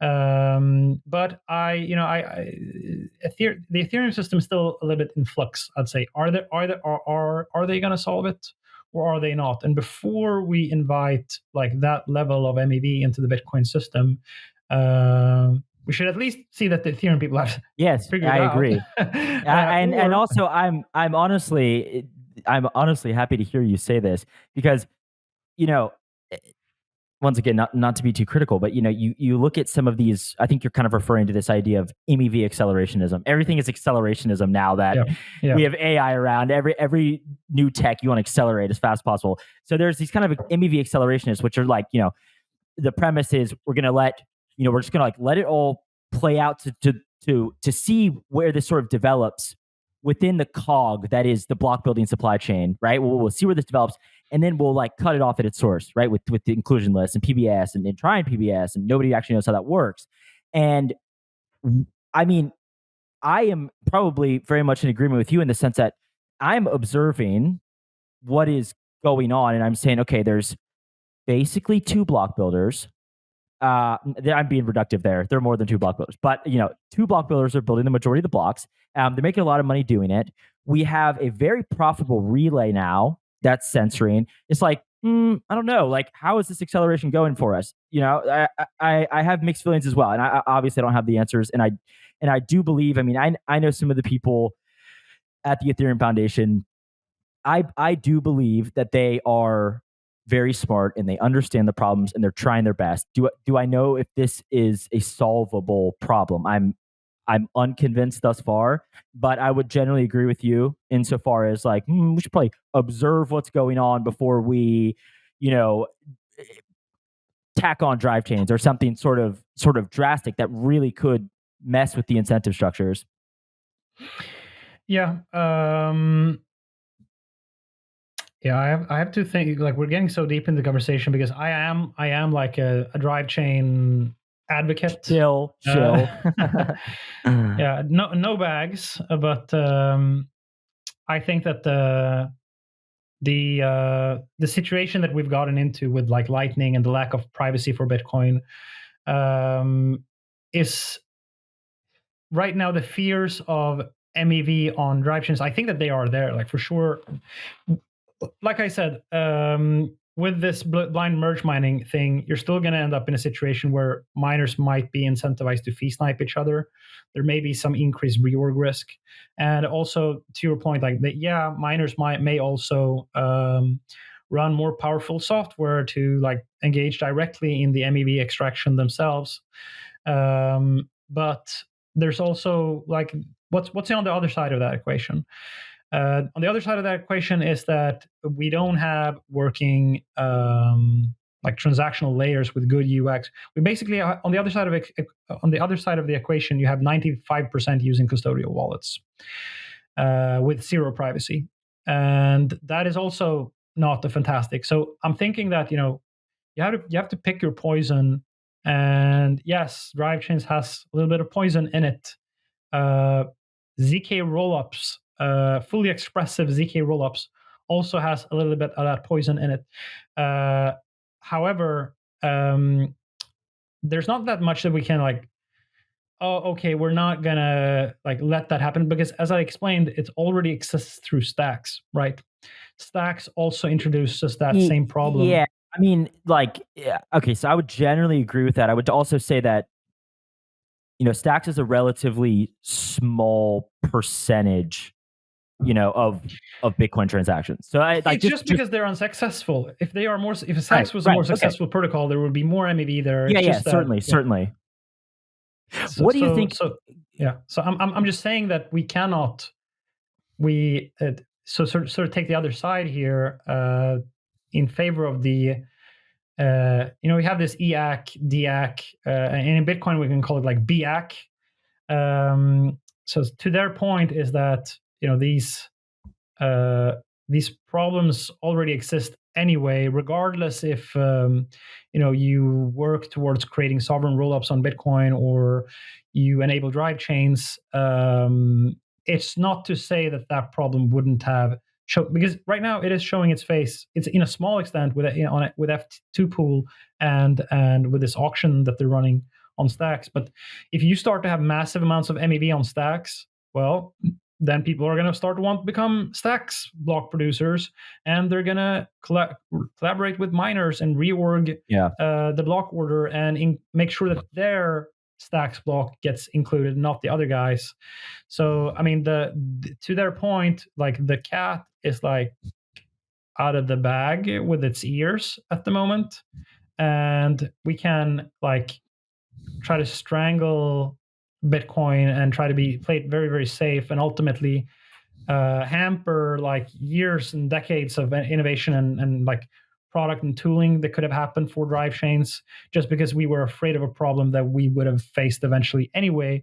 Maybe the solution for Bitcoin is going to have to be something like CR lists, inclusion lists on Bitcoin 2 in the end anyway. So it's not. I'll summarize. I'm torn on this issue. I'm torn. It's a complicated issue. I don't know what's right. Yeah. No, I think I'm probably torn as well. I will say, not to be too critical of Paul Stork here, but I hear him. Paul Stortz. Storts. Oh, okay. I thought it was Stork. Okay. Yeah, Storts. it's a weird, yes, Yeah. yeah, Paul it's a Storts. weird name. When he is sort of presented with this premise that, this peg system could enable miners to sort of control these side chains, he comes back with this idea that miners selling T-shirts is an example of MEV. And I'll be quite honest here. When I hear this, it's like this is so very clearly not what we're talking about. It kind of makes me concerned that Paul or the drive chain premise has not fully thought this through. And I mean, I know he's being reductive intentionally, right? But this is like saying that Beaver Build selling keychains at ETH Denver is MEV. And it's like, yeah, I mean, you can say that. Like, you can say whatever you want, but like, those are very clearly just words. So, I mean, I have had, I'm probably in the same boat insofar as I want to see experimentation. I want to see innovation. I think that I am probably a bit more on the side as somebody who has I actually intended to sort of talk about this at the beginning, but we just But got what if the off. t-shirts become like 50% of the revenue and all the other miners go Yeah. bankrupt? Well, Then no. every miner has to become a t-shirt producer, right, in order to stay Yes, but competitive. I think that there's been very compelling arguments that the economies of scale in developing software and being able to order transactions is quite different than the economies of scale that are represented by selling T-shirts at a conference. So, I mean, I like, mean, I don't know. Weirder things have happened. Monkey pictures sold for $500,000. well, those were So worth I don't it. know. Yeah, I'm just saying. That. You said it's a reductive argument. I think that Paul makes these weird arguments, and they sound insane to people. To me, he reminds me of my dad because my dad used to make these kinds of arguments, and he sounded insane to everyone. But I think I have like an autistic gene that allows me to Yeah, I think to be like, Polos do. fuck yeah, yeah, I understand, understand Yeah. what you're saying. No, Like no. I can I mean, channel that autistic energy. Paul. I mean, Paul is clearly very bright, and he's trying something. So I'm not trying to pile on. I will say when I hear that, and having myself observed at the very least, right? Like I'm not a searcher, I'm not a builder, but like having observed Yeah, Ethereum he's not going to and win the argument by saying that. That's the right, yeah. yeah. Uh, what do you think is the difference between experimentation and innovation? And here's why I ask this, okay? I think that there are Bitcoiners, right, who want to see innovation. I genuinely do. I think now I would generally agree with you that a lot of the Bitcoin community has not really wanted to see that. They want to see ossification. They want to see buy your Bitcoin and send it to your cold card and go and live on your Citadel, right? And have 10 children. I would generally agree that these people may not be inclined to look outside and see what else is going on, right? But I do think there are Bitcoiners who do want innovation. They want to see Bitcoin being used in practical ways. You guys just hired one at Taproot Wizard, somebody who I really respect. I've listened to a lot of his podcasts. I think he is brilliant. Is it? I always mispronounce his name, and I already asked you how to pronounce it. Rindal, Rindale, Rindale. Rindale. Okay. I think there are people who want to see. You said that Rindal. like you don't actually know how to pronounce it. It's because it's not his real name. It's an anon name. So It's like I don't an call old. him. I actually looked this up. It's like an old. Is it like an old cryptography protocol or something? Did you know that? No, I didn't know that. Yeah. I See, did not know that. The I'm more you telling you know. about your own employees. Okay. But okay, sorry to get back to this question. I think there are people who want to see innovation, right? And I would consider myself one of those. Not important, but consider myself one of those. But I have spent probably the last 2, 3 years mainly interested in crypto as a whole, right? Like I've always considered myself a Bitcoiner, but I've been more interested in crypto. But I think one interesting thought that I've had, maybe with regards to how you interact with some of the Bitcoin community, is are there people who also want innovation, but when maybe you and Udi and some other people are saying, look at what Ethereum's doing. Look at the all of the all of the innovation and experimentation elsewhere. And they're saying, look, I want innovation, but like I'm just not so very convinced that this is that innovative, right?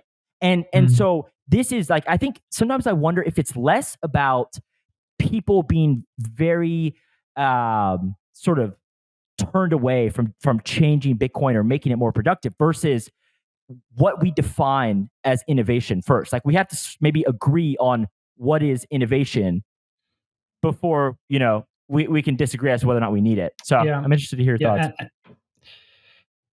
yeah. I have a problem in the sense that I'm too honest. I can't. I'm gonna say stuff that's gonna make it more difficult for me to do my job.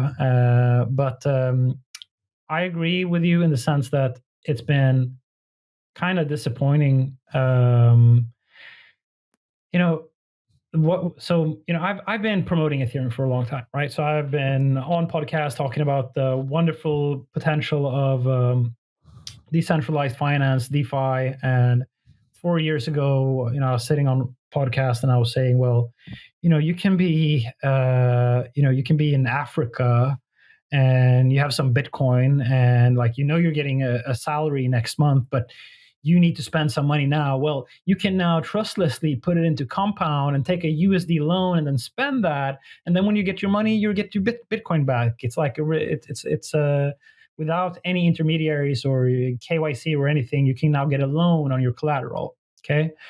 And that's just like an early primitive. And there's also auctions and like all these kinds of stuff, right?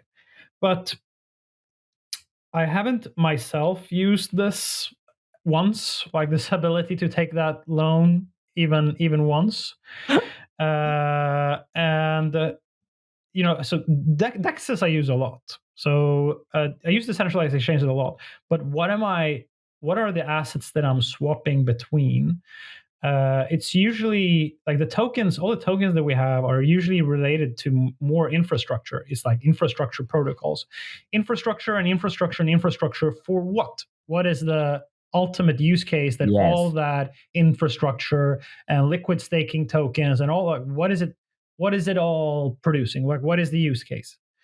And yeah, it's like still these like maybe some over collateralized lending that some people may use, and I don't know, leverage trading. I don't. That's not really that's not really like super valuable to humankind, but No, I mean, yeah. we're kind of lacking on the application layer, right? And I have this one thing that's called Orbland that's like uses a blockchain, is really easy to build, makes sense to have on a blockchain, and there's other nice things to it, but it's not like that product could not exist at all on a Web2 platform.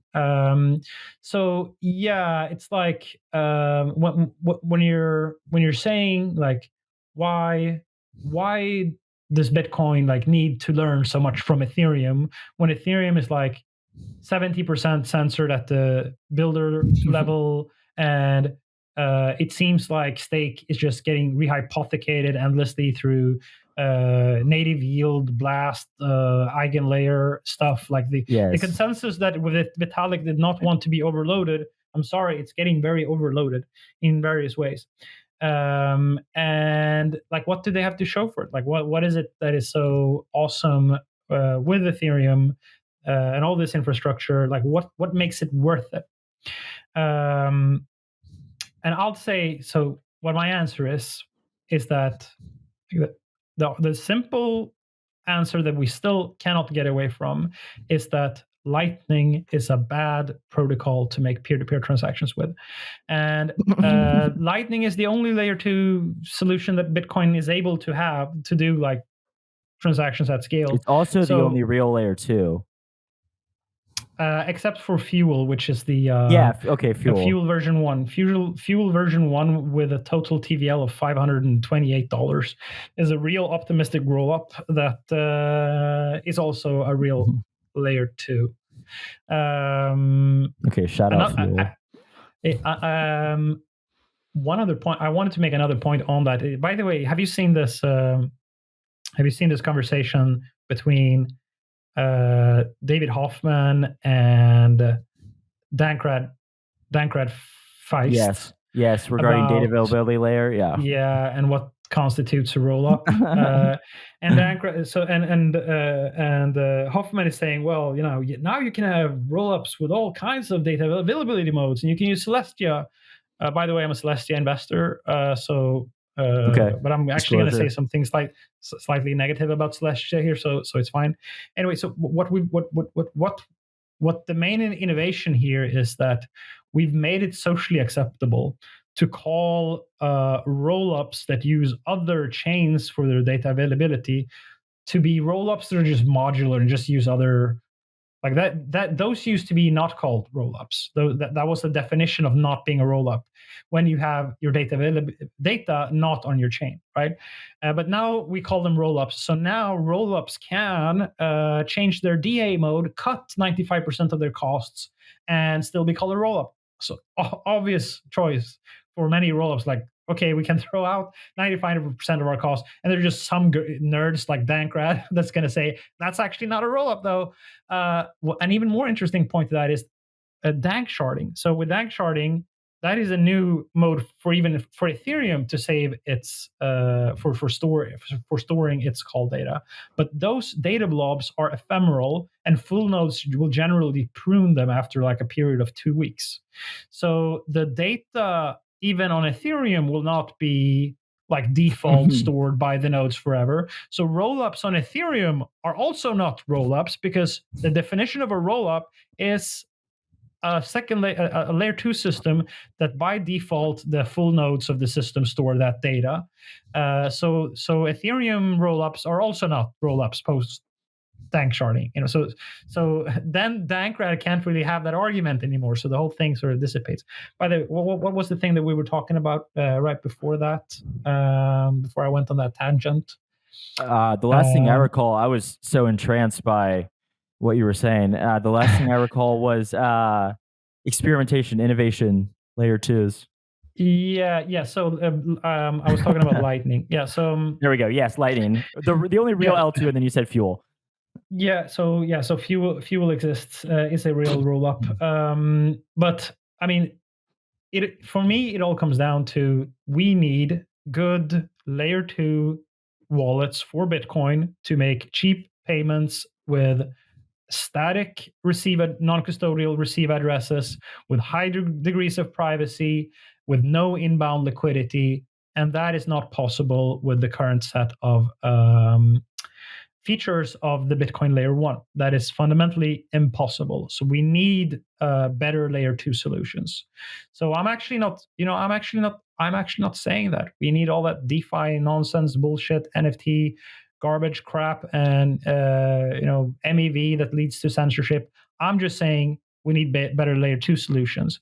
And in order for me to reach that goal, I have to change Bitcoin.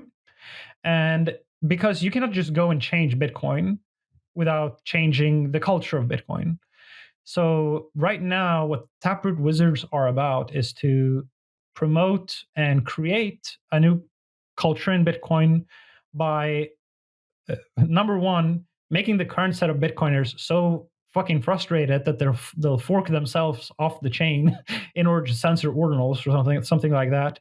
But also sort of inviting another type of community that was more on the fence, and there was nothing for them in Bitcoin.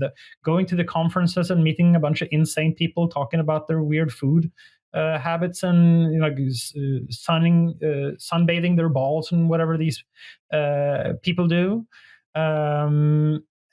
that was not so that there hasn't been like a compelling entry point into Bitcoin before. So we can create an influx of new users. That's sort of the main goal. But we can sort of make Bitcoin suck so much for the ones that are already in it that they'll be less engaged or even wanting to fork themselves off. And then we will create a layer two solution with the right set of attributes so that we can actually transact non-custodially with Bitcoin. That is the end goal. And like our method of getting there may be like incredibly frustrating and insulting to people, but I do think, I have spent like years and years and years thinking about this, like how do I achieve this goal, and and this is the best and most productive, and I've never seen people. I don't know if you saw actually I have coincidentally I have it here, this little tungsten cube Oh, yes. from Brad Mills. Oh, he sent it. Yeah. uh he yeah, well, he paid for it, so I'm not gonna dox my address. So I have them. I have my assistant buy the cubes, and then I take the payment from the person who's supposed to pay it. So Brad, by the way, lost the tungsten. He had to pay me a tungsten cube because he bet that Ethereum was going to go below $500 this last year. Brad, by the way, is one of the primary promoters of the Lightning Network, and Brad was like asking a question on Twitter like a couple of months ago, like why like I'm trying to send a payment to a person, but like I have a channel opened, but like it keeps running out of inbound liquidity, and even though I'm increasing the inbound liquidity, like I'm opening a new channel, nothing happens. And so what basically happens under the hood when the fees are very high and you're opening a new channel, that channel capacity, that miner fee is going to come out of your channel capacity. So if the channel fees are very high, it becomes very difficult to open like more to splice in more extra liquidity for your channels. So he was just in a situation where he kept running out of inbound liquidity, and this is the first time that Brad actually had to learn about inbound liquidity and how it actually functions. And I mean, the idea for Bitcoin to be secure is that we'll have high on-chain fees without the block reward, right? So this is the environment that Lightning needs to survive in. So uh, then after Brad lost the cube, unrelated to that, I wanted to torture him a little bit more. So I told him to send me $428 over the Lightning Network, and I just, I did what people said. I just downloaded people talk about Phoenix Wallet, which is a non-custodial Lightning wallet. So I have a Phoenix Wallet, put some satoshis in it, and then I ask Brad to send me some money. Of course, it doesn't work because I don't have inbound liquidity to my node.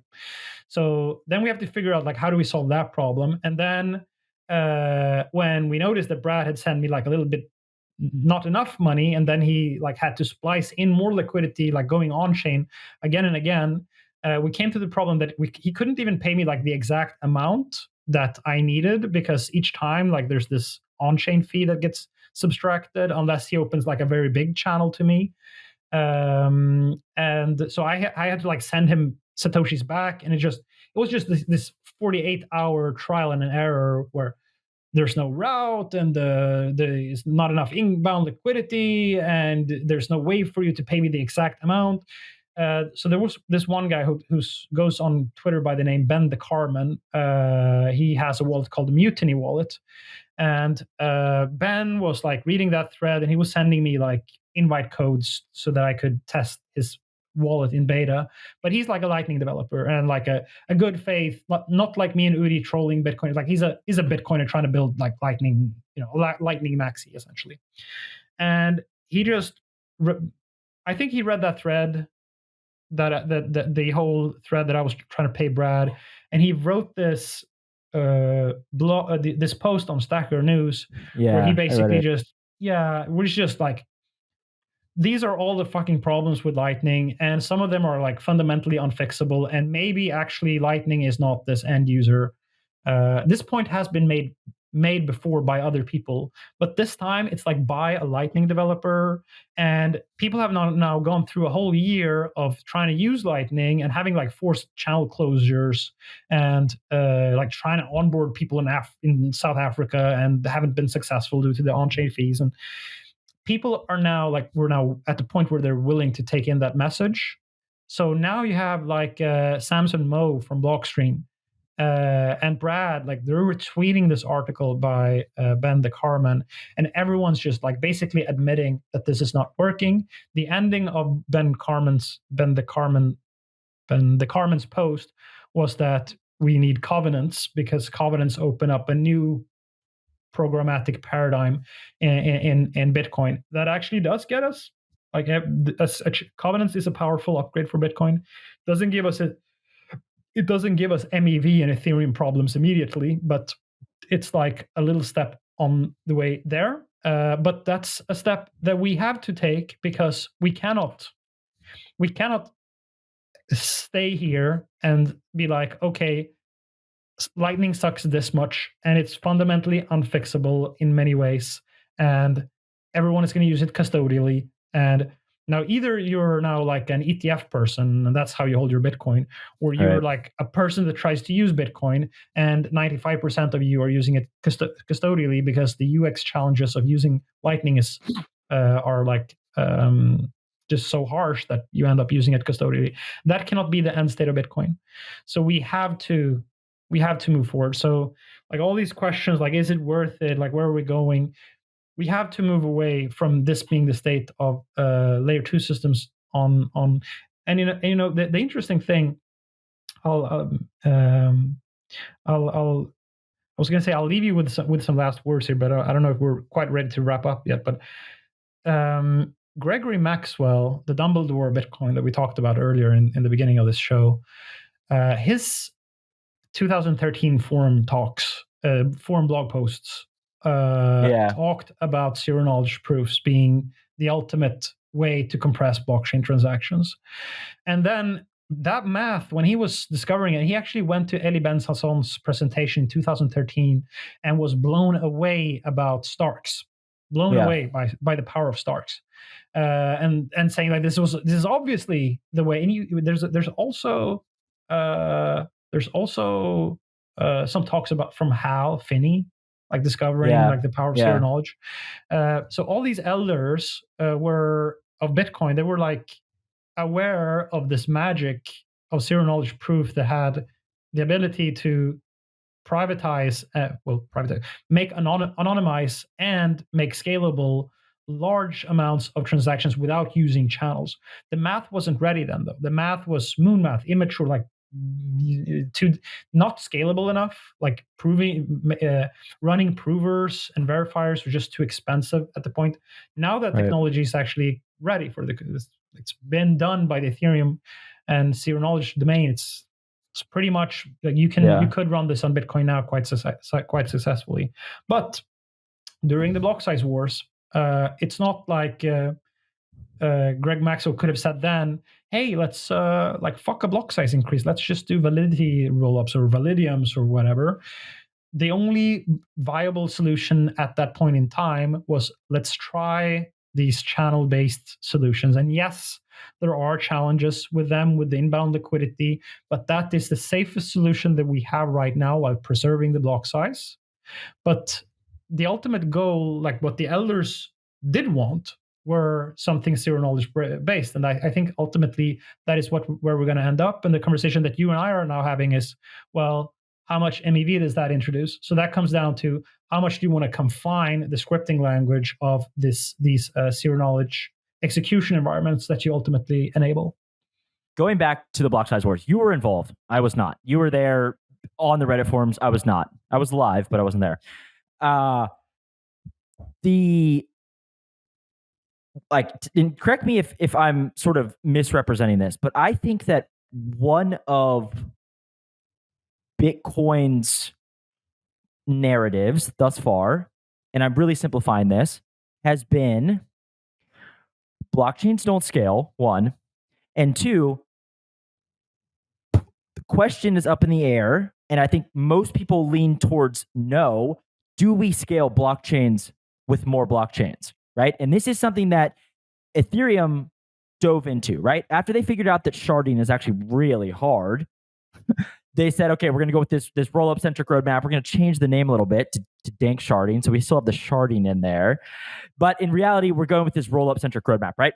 And I mean, me not excessively technical, I'm still looking at this and I'm saying, okay, we can optimize these rollups, but we still run into the same problems in many ways that we do with layer one blockchains, right? And right now, as you mentioned earlier, with a lot of these Ethereum L2s, I mean, you still need to come to consensus on blocks and how blocks are ordered. Ironically, and I troll about this a good bit, the way you end up sequencing those blocks, or the long-term vision, or one of the visions for how you sequence those blocks, is another blockchain, right? Shared sequencers or some variation of this. So I think that, you know, I'm probably somewhere in the middle, and also not that my opinion really matters, but I'm curious, like what is to you? I mean, is the ZK rollup, is this the end game, right? And then what you were saying, like the degree of expressivity, I think is very important, right? Because this is like that is when you introduce how much can you extract, how centralized can this get? I mean, it's not immediately clear to me how you decentralize L2s. I think that like Ethereum is still contending with this. Uh, yeah, I don't know. I'll let you go ahead. These are just questions that are, I think, still coming to a lot of people's minds. Yeah. I actually like the idea that you have a set of sequencers. I'm talking now about the MEV problem and the expressiveness problem. I like the model where, and maybe this is naive, maybe it's not going to work out, but I currently like this model. You have a set of sequencers that are expected by the roll-up token holders. And now I'm saying token holders, not necessarily a fee token, like not necessarily the gas token, just a governance token. The sequencers are allowed by just a social how do you say, code between them, by the token holders and the sequencers.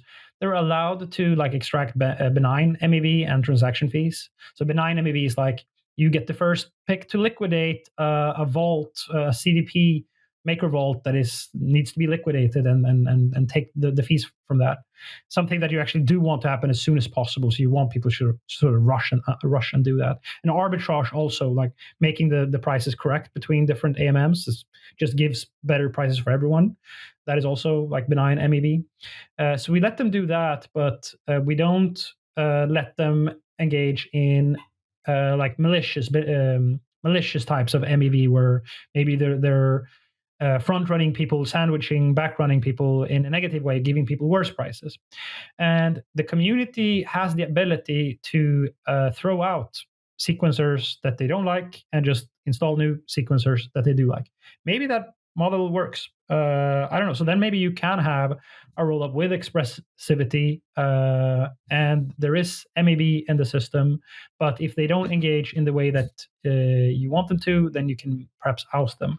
I know that doesn't maybe necessarily answer your question about the OFAC censoring stuff. Like maybe that's not necessarily, but maybe you can throw the sequencers out if they are OFAC censoring too. Maybe that's but maybe then all the token holders become then liable for that. We have seen other DAOs like get in legal trouble for. So it's not a completely solved problem, but I think that Yeah. it's like a direction that we can explore. Whether or not like ZK rollups are the end goal, I think. I mean, what would be the other alternative in your view? I think is that like a completely monolithic chain like Solana, or like Bitcoin Cash, big blockchain where Well, everything's like super monolithic? I admire Solana, but for reasons that probably Solana people don't want me to admire Solana. But I think I am more okay with some of this stuff not existing on Bitcoin. That probably, honestly, if I could synthesize this down to where you and I may disagree, just fundamentally, I'm okay using Ethereum. I'm okay using Solana. Like to me, if there's trade-off models, whatever sort of buzzwords you want to throw in there, in terms of are you using this for your financial activity versus this? Like to me, it's okay if we have this. Mm. And in Mm. many ways, I'm more dogmatic about Bitcoin, I'm like more protective of it because and this is like me being quite serious right now. I honestly believe that Bitcoin is probably our best chance at creating a decentralized money. Now, a decentralized financial system, conversely, I don't know that this is exactly the same. I would actually probably argue that a decentralized financial system with this rich statefulness and these all these interacting contracts and all these people, who may have an edge or whatever, like maybe this opens up a different sort of space. I'm not, I don't have strong conviction one way or another. I would say that I think like CTV, from what I understand about it's encouraging, and I'm encouraged that people are. It's for I don't know if you probably have a better definition. Just check template verify. This is a covenant proposal that you know it, there's some consensus around. It's quite interesting to see the discussions as to what actually qualifies as consensus. But a lot of the people that maybe I respect right now are pretty keen on this, and I think it opens up. You were talking about the inbound liquidity problem and some of these issues with Lightning. There are some improvements we can make, right? Like with Yeah, no, but CTV does not solve like the CTV can help with some of the interactivity issues with Lightning, so that you don't need to necessarily be online to receive a payment and stuff like that. Even to make that part good, you may need other codes as well. Like I think CTV only does this with like the help of checksig from Stack, or yeah, might be another one that is needed for it. But so CTV is not going to get you away from the inbound liquidity problem. All channel-based systems, you would have to go towards something like Arc right. to. But CTV could maybe get us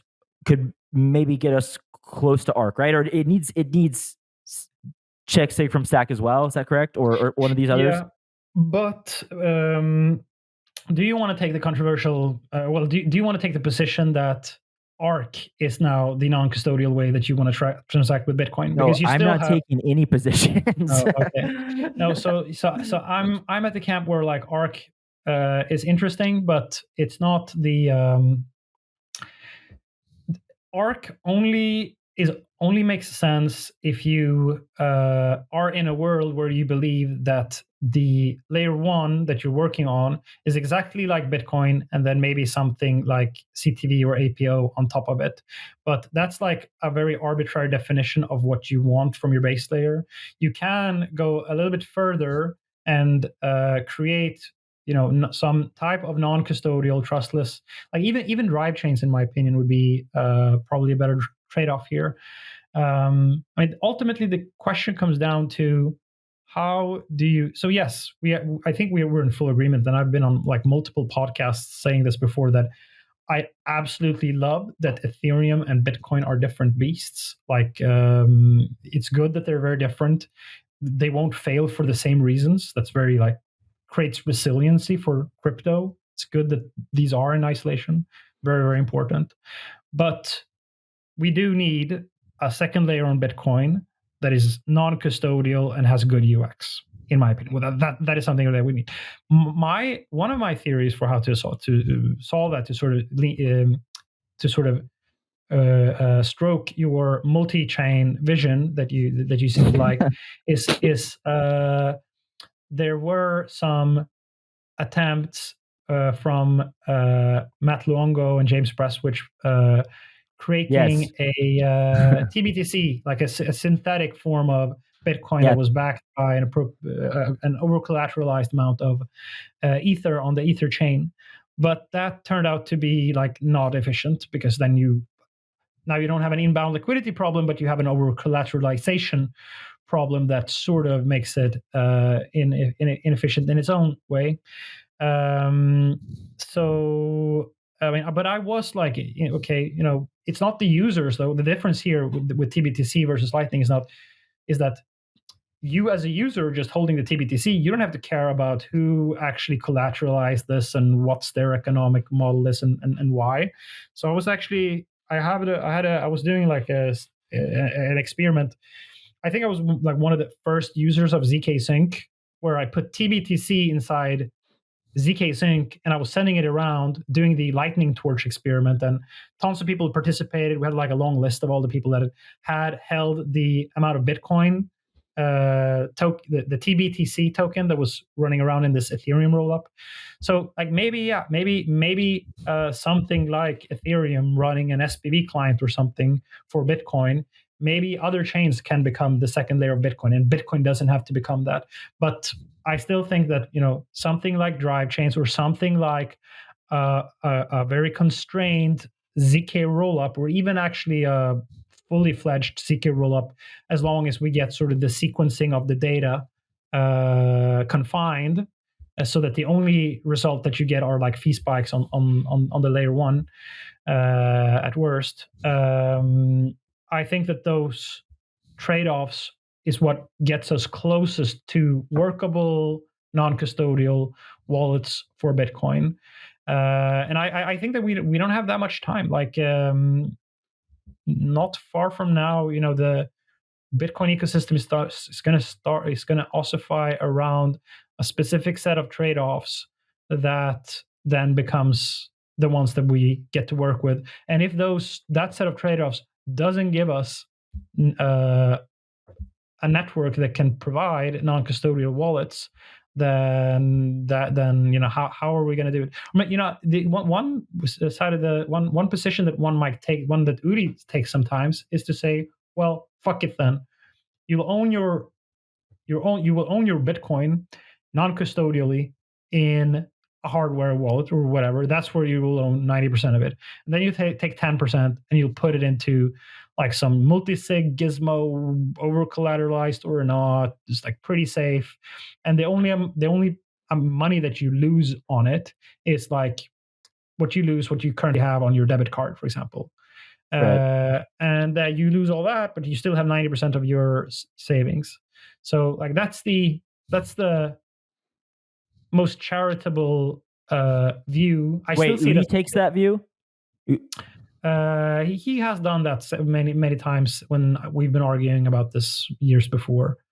So would you say that Udi is more on the side of constraining perhaps the expressivity of L2s and the innovations we build out from here, or No, I would say that Udi at the moment knows that Udi right now knows that before we can even have a conversation around how constrained these layer twos are going to be, we're going to have to shake up and create more chaos in the Bitcoin chain until some change happens.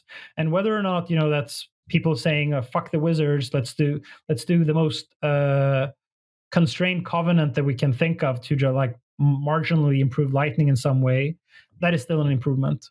But so Udi, like his opinion is not that we're going to ossify here and just go with like that's if we lose yeah, and Bitcoin ossifies, that's how we'll use Bitcoin then. But that will be like the worst failure mode. But I mean, I guess the upshoot or the silver lining here is that maybe that isn't like a disaster. You don't have to give up on Bitcoin as many Ethereans have done, like just right, because you'll keep 90% in cold storage and 10% or whatever yeah. But even then, like even if you have 90% of your funds in cold storage and 10%, where do you keep that other 10% in Lightning, where the user experience fucking sucks and yeah, you don't have yeah, privacy? So yeah, we still got to solve for that, because the fees then are going to be very high on the mainnet, right? So right, we still need some. Yeah, I keep coming back to the same word. We need a better non-custodial wallet yeah, for Bitcoin, and the only way to get there is to break the culture that currently. But actually, yeah, honestly, right now, I think that kind of our work is like there's going to be a long journey now of changes happening in Bitcoin in various ways over the next couple of years. But the thing that we were trying to crush, which was this ossification camp, most of them are now talking about like how do we fork out ordinals, so they're not even about ossification anymore. I Yeah. think that I think that we've actually, I'm not angry anymore. I'm not like fired up or anything anymore, because I think that, just go and read like Samson Moe's last post where he's talking about the solution for Bitcoin. Obviously, we're just going to run Lightning on Liquid. And Brad Mills is like retweeting this blog post by Ben the Carman about how Lightning is fundamentally like broken. I think it's been admitted now that Lightning is not like this is no longer something that we have to stick in people's faces. Yeah. I think like the war, the important part of the war that we all sort of agree and admit that we got to build a better second layer wallet for Bitcoin. I think that there's consensus. There's maybe some people that aren't talking about it, but I feel like we kind of got there now in the end as a Bitcoin community, and we're gonna keep pushing that forward. But I believe you. yeah, but I'm not like before this year. Like it felt like we had to climb like Mount Everest and come back, or like bring a whole family up to Mount Everest and then come, and it feels like we're on our way down from the mountain now, and the sun is rising, and we're Yeah. excited for what's to come. Yeah. I think that I'm encouraged. I'm always going to be a bit cynical. But as a general statement, I think that you guys are doing really good work. Let me ask you one more question. We sort of touched on this, but I maybe want to hear like a more comprehensive breakdown. You wrote this article, right around the merge, and you effectively said, look, we have to take a stand that if we start seeing censorship in what you were saying, if we start seeing attesters not attesting to OFAC blocks, like Hard in fact, censorship. We yeah, call it hard, right, exactly. hard censorship. If we Yeah. start seeing this, we're going to have to take a stand. But more importantly, here, I think you were one who sort of. I remember you had a debate with Justin Bonds about 2 years ago. I've done my research. I've listened to a lot of your podcasts, and you took the side of proof of work, and he took the side of proof of stake, and you were sort of the opinion. Look, we need both of these systems, right? Like it's the what is it? The octopus, the tentacles, or Yeah, the Moby Dick. octopus. Yeah, the octopus, and I said, Captain and Ahab. yeah, the octopus and the gun with one bullet in it. But I said it incorrectly then. But what I meant was, yeah, a revolver.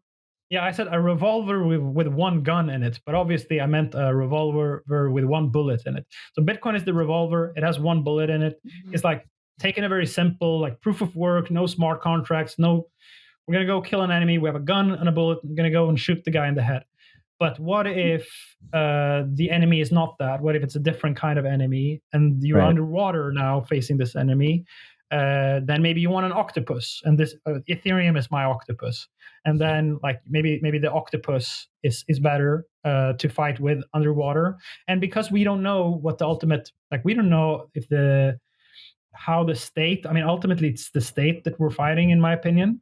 Right. We don't know if the state is an enemy that lives above water or beneath water, where they're going to be the hardest for us to fight. Like, is it the one that is going to say that Bitcoin is environmentally unfriendly, or is it the one that is going to say that Ethereum has a bunch of unregistered securities and illegal casinos, and they come at us at the MEV, like choke us at the MEV transaction building choke points. Like we don't Yeah. know where exactly these blockchains are going to fail, but it's very good that we have two very distinct ones. That Yeah. said, though, I do want the gun to have a non-custodial wallet with a good user experience. Yes. Okay. Yes. Okay. Thank you for elaborating on that. Here's my question. Now it's been how long has it been since the merge? What is I don't know. Well over a year, right? 1.5 years or something. Okay. Yeah. So what is your general view on how Ethereum's doing? How the roll up roadmap? Some of this interest around Solana, especially recently. Like sort of this pragmatic approach. I don't know. What are your views on since, let's call it, since the merge, since the transition to proof of stake? Are you optimistic? Like, what do you see as the biggest choke points or whatever? Yeah. Yeah. So this is some of these things are hard to say. It I was was hoping I was going to give you a yeah. tough one here. Like in the same, I used to be, I was so bullish on Lightning, when it came out, and when the white paper came out, and I ran one of the first 500 nodes, and I was like, yeah, I was telling people, well, I will lock up some funds in a wallet, just so that I can pay, so that I can get paid. I won't mind like having my liquidity locked up in a channel. Actually, that's not the problem. The problem is that you need inbound liquidity from someone else. You can't actually give it to yourself with your own liquidity. Um, but I had, so after being a big fan of Lightning, then a couple of years came, and then I started to see that maybe I was the bad guy.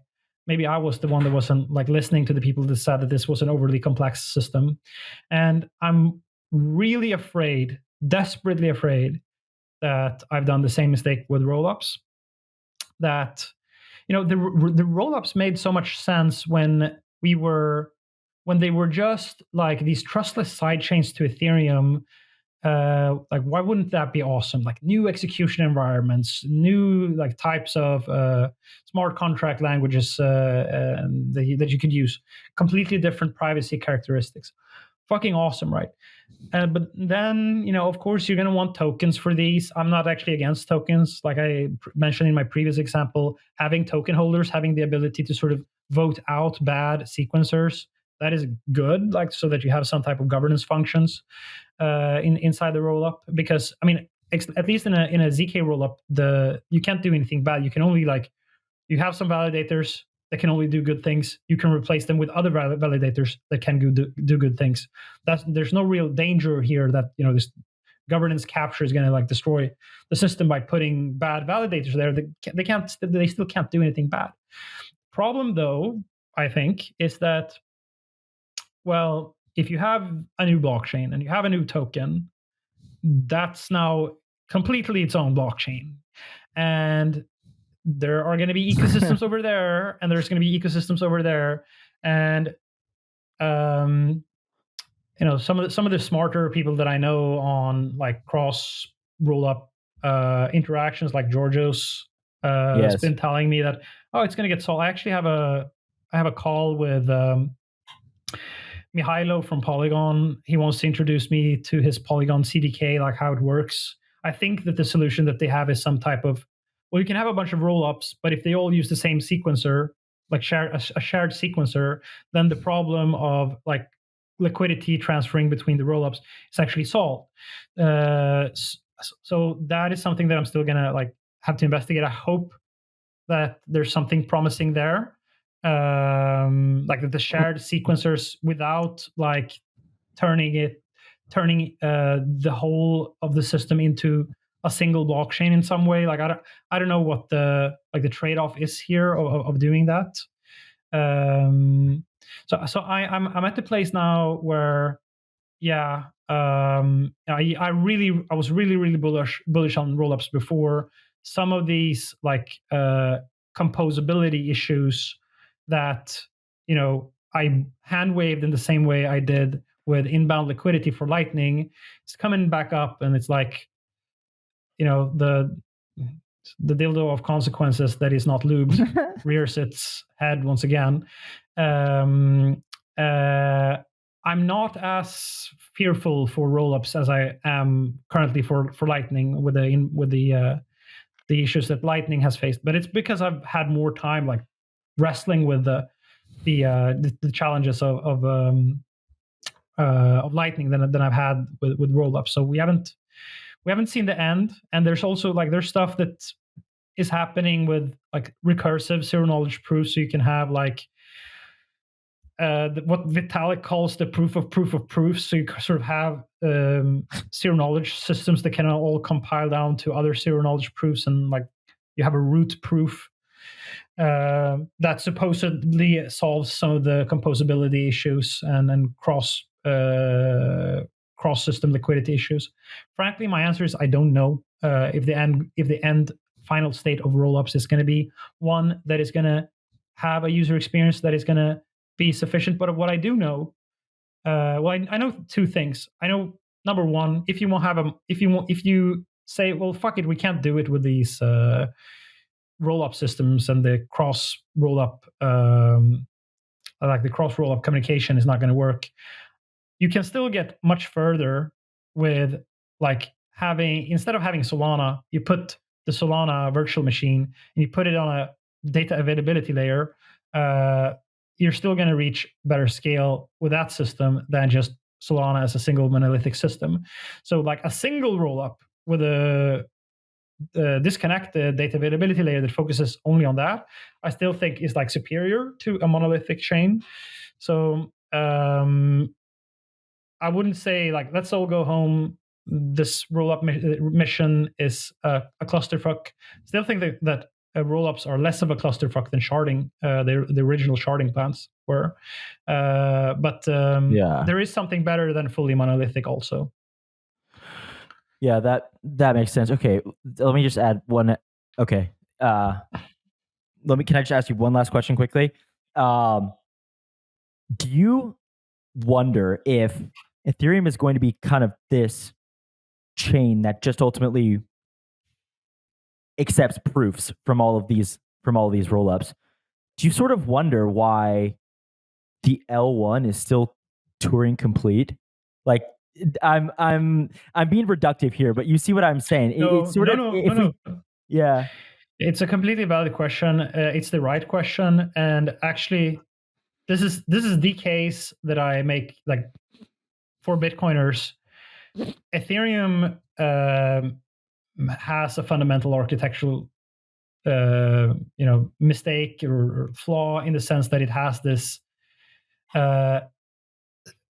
the EVM, which is sort of hostile to be zero knowledge proven, even though it's getting better. You have these applied cryptographers that just keep making these insane improvements all the time, so it just keeps getting better. But no, what you do want at the base layer is an environment that is only designed to process zero knowledge proofs. So, I mean, this is not controversial. Vitalik has said it himself in private conversations that I think he wishes that Cairo. I don't know if it's so. This is like maybe a 6-month-old opinion of his that Cairo would be better as the native execution environment and language for Ethereum than Solidity. So this is something that we as Bitcoiners can sort of learn from. That okay, well they fucked up. Now they have this Solidity garbage, EVM garbage on their layer one. We could just have a system for verifying zero knowledge proofs in a constrained way, and it would be much better way to design the system. Yeah. Well, Eric, thank you so much. Thanks again so much for being my first guest ever. We'll see if I have any career in podcasting. I thought it was great. I really do appreciate it. Yeah, I had no idea what I was getting myself into, but I liked it. And good luck to the rest of your show. Nice meeting you, Gwart. Thank you. Yeah, right, good take to meet care, you man. too. All right, bye-bye.